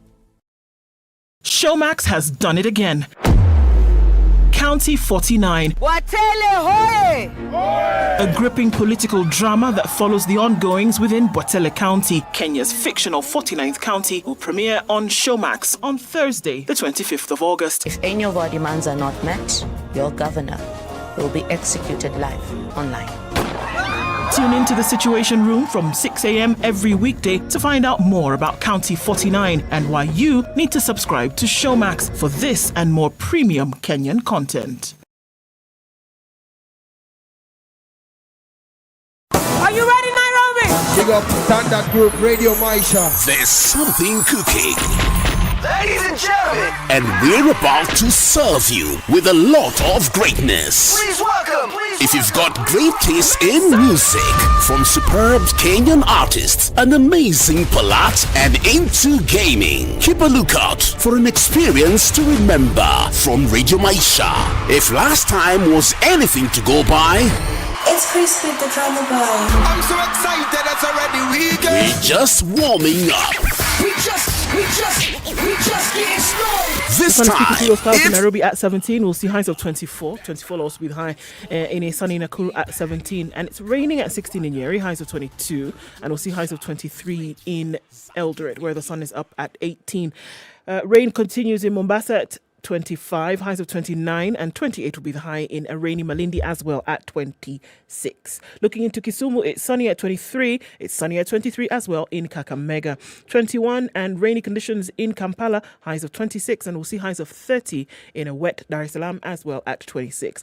20 and sunny in Johannesburg, highs of 27, and it's raining at 25 in Lagos with highs of 30 into Friday. We'll see partly sunny conditions at 24 in Kinshasa, highs of 31 as well. It's Friday evening out in Beijing. It's sunny at 30, going to highs of 32, and 13 and cloudy in Paris. We'll see highs of 18. 17 will be the high in a sunny London at 12. And around things off in New York, where it's 17 degrees Thursday night. Coming into Friday, we'll see highs of 25.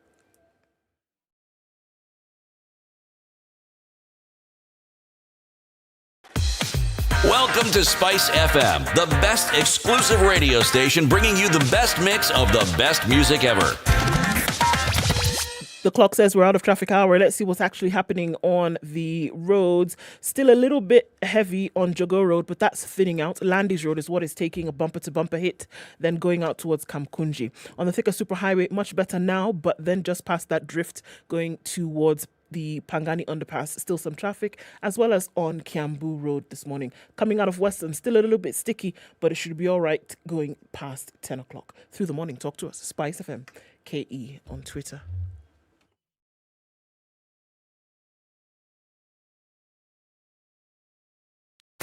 Are you ready? Okay. Spice FM.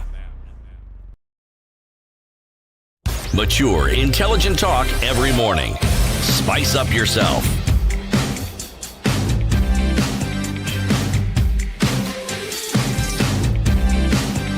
Mornings done right.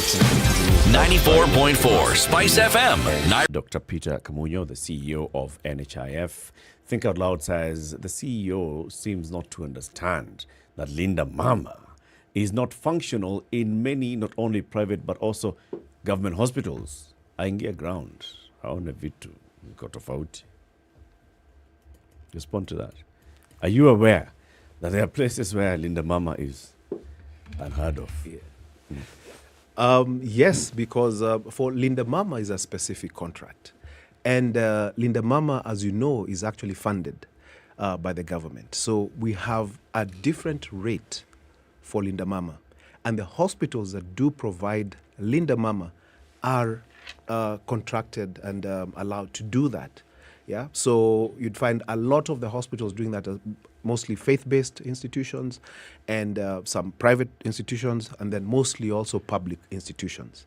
And those are the ones that we reimburse. And if you remember, actually, even last year, early, when there was a slight delay in reimbursement, there was a lot of hue and cry. But luckily, after the funds came through, we're able to reimburse the hospitals. So indeed, it does.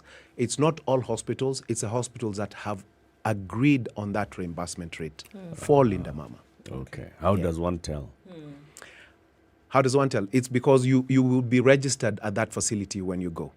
So if you're expectant and you go to a facility, then you can. And also on our website, be able to see areas or even any of our branches. If you call, or our toll-free line, you call and you'll be able to guide to which facilities near you are accessible to Linda Mama. Okay. Yeah. I think that segues then, sorry, Dr. I think that segues then into the issue of spread of information in terms of then exactly what you can do with your card. Yes. If you have your NHIF card, and I keep going back to this because I really do feel that there are a lot of people who don't know actually that with this card, I can get 1, 2, 3 done. So in terms of the spread of that information, And really, I think, really basically, what can you do? If I have my card today and I'm feeling a certain type of way, and I live out wherever, can I go to a health facility, present my card, and get treated without spending a shilling? And then what do I, if I have something a little bit more complicated, do I have the assurance that somebody's not going to come and tell me, oh, okay, pay X amount and then we will do this, or do so we can get you a letter because I've heard this. Yeah. Pay X amount so that I can get you a letter so that NHIF can cover you. Truth be told, that's what's going on. Or even that you pay your own ambulance Yeah. to be Yes. referred to the next place. Exactly. Mm. So Yeah. what exactly do you have or not have? We actually have, even these new contracts that we've done have actually gone to simplify that process, because now we just have two types of contracts. What we call comprehensive contracts, which is you walk in and walk out without paying a single shilling. And that's why we really had to negotiate with a lot of our providers to accept those rates, so that our members, valid members, will walk in and walk out without paying. And then we have the non-comprehensive contracts, whereby what we reimburse is like the rebates and certain specialized treatments. And for other treatment, then you'd have to pay from pocket. But the bulk of our facilities now are the ones on comprehensive contract that you can walk in and walk out without paying a single shilling. Communication is actually a big challenge. And I will own up to that, because we've been trying, and we actually had a study just about close to 6 months or so, to see how do we communicate to different types of people in different regions, people of different socioeconomic status, to understand. Because the product is the same, but the delivery of the message has to be different. So that is, and I would actually implore on you guys to also help us in terms of communicating this, because NHIF is designed to save and to take us towards getting to universal health coverage. The benefits that are available are actually save families, yes, and lives, yes. You know, sometimes it sounds like even the people at the NHIF desks don't know, because you hear all the complaints that you get is somebody has gone to a health facility, they've been sent to the NHIF desk for approvals, and the person just looks at you, sizes you up, and decides 5,000 for you. This one you 26,000. I mean, do they know what they're supposed to be giving you as a benefit? Do they know? Yeah, that is one of the key areas that we have cured in the new contracts. How we have standardized that reimbursement. We have put that reimbursement in a matrix in the system. So that discretion of, Eric, you've smiled at me and you bought me coffee, so let me adjust your rate, will be a thing of the past. And that is a key milestone that we had to make. And we want to walk this journey together, because that standardization is what also now will create that transparency. Because now this information should be publicly available, then you know. Then if you're not getting your rights, then also we have the communication channels to air your grievances. Okay. Yeah. Somebody on Twitter is saying that our only claim to UHC is that we've paid NHIF for 1 million indigents. Who are the beneficiaries? Does anyone know them? The beneficiaries, and this was a great exercise actually, and painstaking actually in identifying. But I'll tell you, in identifying the indigents, there's a tool that was developed between Ministry of Health, the Department of Social Protection, and the county government, together with NHIF. And this tool is to identify those who cannot afford those basic necessities of life. And the information came from the counties, and escalated through the Ministry of Health to NHIF, which we also still subjected to our internal checks. And initially, about close to 20 to 30% were returned to get more names. So that list of the indigents is actually vetted. There's a tool which was developed jointly by the Ministry of Health, Department of Social Protection, and the counties.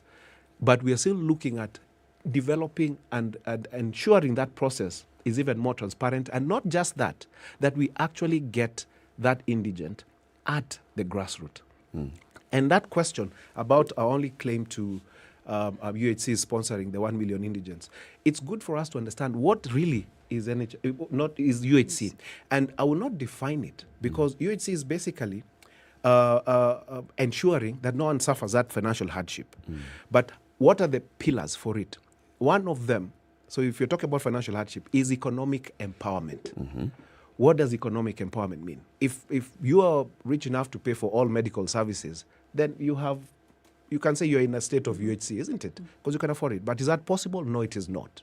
And we know healthcare is expensive, and healthcare costs continue to spiral. So how do you economically empower? Is by transferring risk. And that is why we are ensuring that people join NHIF. Because now here, by transferring risk, you pay 17 shillings a day, it is put in a pool, and the day you'll need treatment for 500,000, it is there for you. Now, this risk transfer and economic empowerment is one side. The next side is ensuring that everybody is on board. So ensuring everybody is on board. Ndu and Mercy, your employer deducts that, so it's your contribution. But there is somebody out there who cannot afford. Now, it is there in the Act now that we identify and support them. So the 1 million households that are being paid for now is only 20%. We have 5.1 million households. And we know that that status of being an indigent varies. It changes. You can angukia mamili, and your status changes. Or something can happen catastrophic and you go into.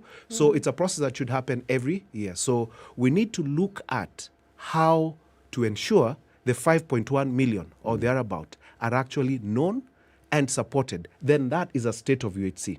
But it will not become a state of UHC when the final pillar is also working, and that is the benefit. The benefit, what benefit are you getting? Where are you getting it? How are you getting it? Now, we've worked on the benefit, and if you've seen the history of NHIF, we've been evolving in the benefits we're providing because we're addressing the acute needs. We have a 12-point criteria that we select the benefits that have the biggest impact to our members of catastrophic expenditure or debilitation. So that is the benefit that we've worked on. The next part is where the facilities must work. That is why our partnership with both public-private is important, but more so because public facilities account for over 70% of our provider panel. They must be working.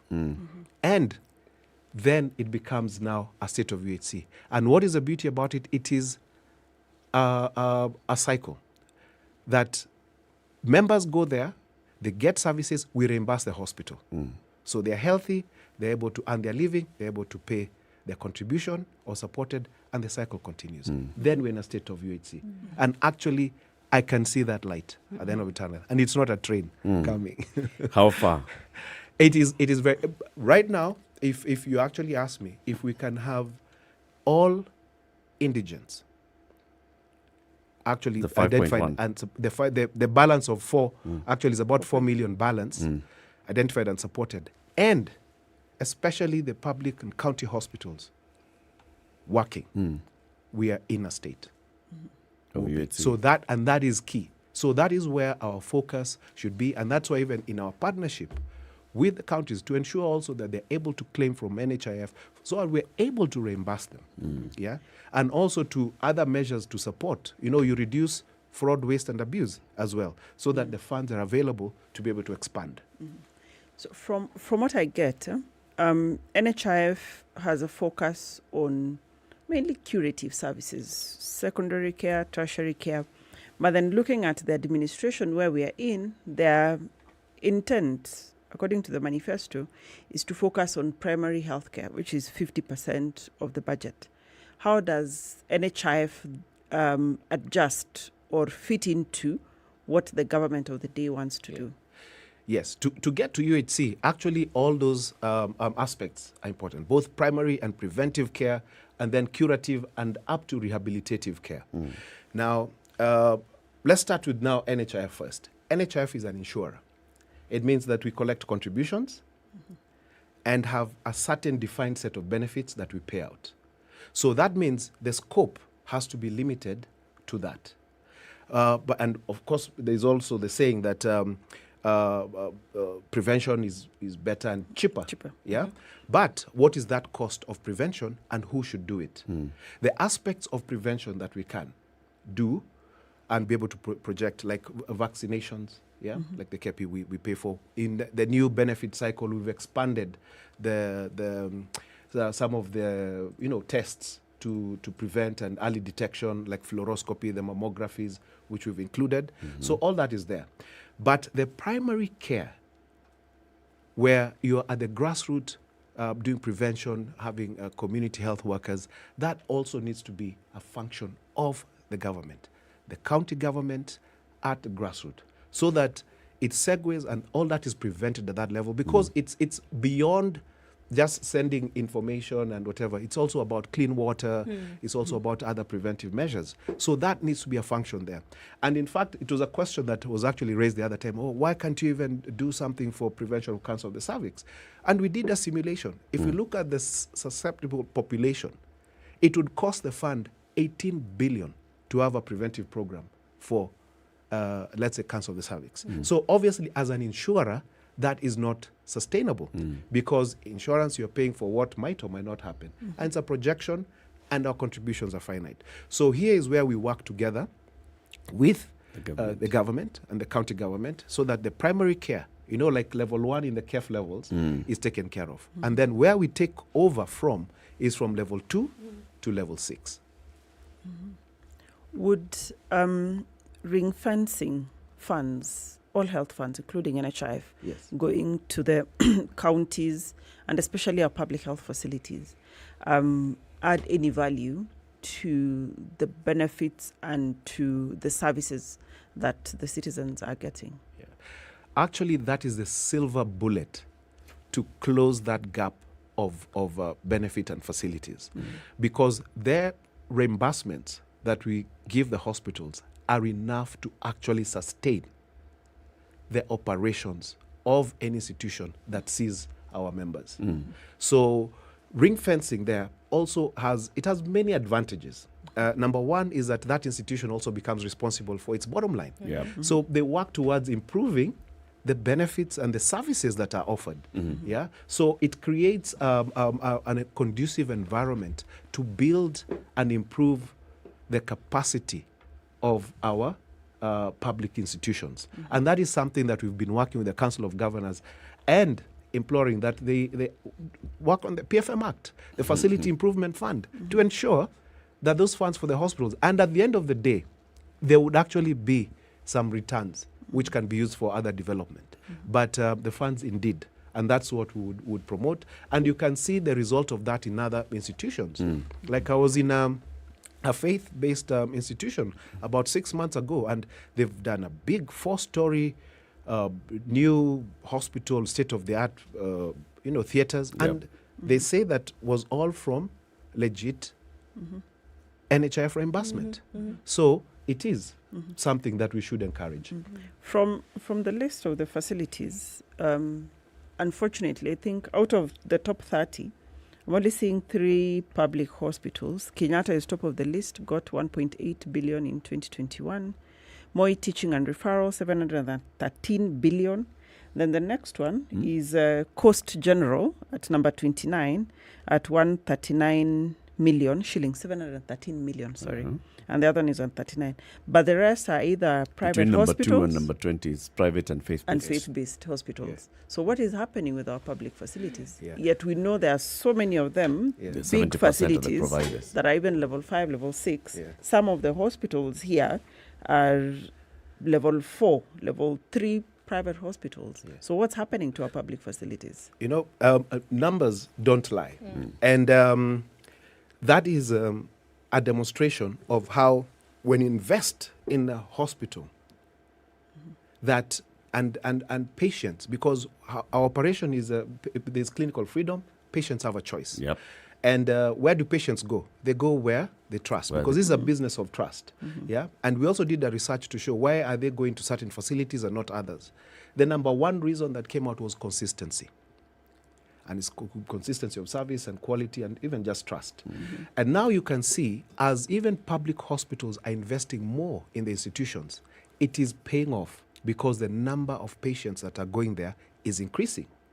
And in fact, even the statistics now of this immediate past year, there are more public hospitals in that top 20 or top 100. Why? Because of investments. And you can single out a couple of counties that has happened. Look at Nakuru County, the Nakuru level 5 PGH, the Nyeri level 5, and many other institutions. And look at KUTRRH actually is up there. And right now even some of the services not even available in private hospitals are available there. At KU. And you can see this is a concerted effort of the government and also the county governments to ensure. And you see that an investment in ensuring services are available, then patients would definitely go, and the reimbursements from NHIF would promote the facilities. Dr. You need to keep coming back. Now this time, not at between January, the next time come is September. No. This is September. Before the end of the year, come back like twice. Yeah. And one of these times, you open up the phone line so you get the feedback directly and questions from the people. Absolutely. Thank you very much for joining us. Thank you very much, Mercy, Eric, and Du. It has been a pleasure, and I'm looking forward. This is your scheme, so let's keep informing people. Indeed. We're here for that. Dr. Peter Kamunyo, CEO, NHIF. Dr. Mercy Korir is CEO of Editorial Board on matters of health. Have a lovely weekend, folks. We'll see you again on Monday. It's 10 a.m.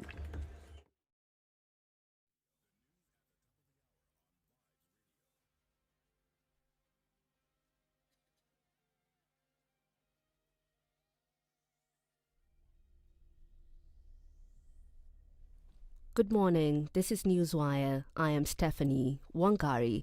Azimio la Umoja Campaign Secretariat spokesperson Makau Mutua has termed as impunity Deputy President Rigathi Gachagwa's remarks on investigation of graft cases by governors. In a statement, Makau said that governors and senior state officers were not above the law and any qualified detective or police officer should investigate or arrest them for cause. Yesterday, while presiding over the opening of the governor's induction, Deputy President Gachagua asked the Directorate of Criminal Investigations not to harass county governors. Gachagua has termed previous arrests as humiliation of elected leaders. We have told DCI to go back to Kiambu Road and wait for crimes to be reported there. They have no business in government offices, hovering all over and creating a toxic environment for service delivery. We cannot have detectives in government offices because they poison the atmosphere and the environment for civil servants to deliver. The level of extortion by detectives pretending to be fighting graft, whereas they were just extorting money from governors and officials, is a thing of the past. If there is an issue that needs to be addressed, as it should be. We are not saying we don't fight graft, but let us be decent people. Let us have respect for elected leaders.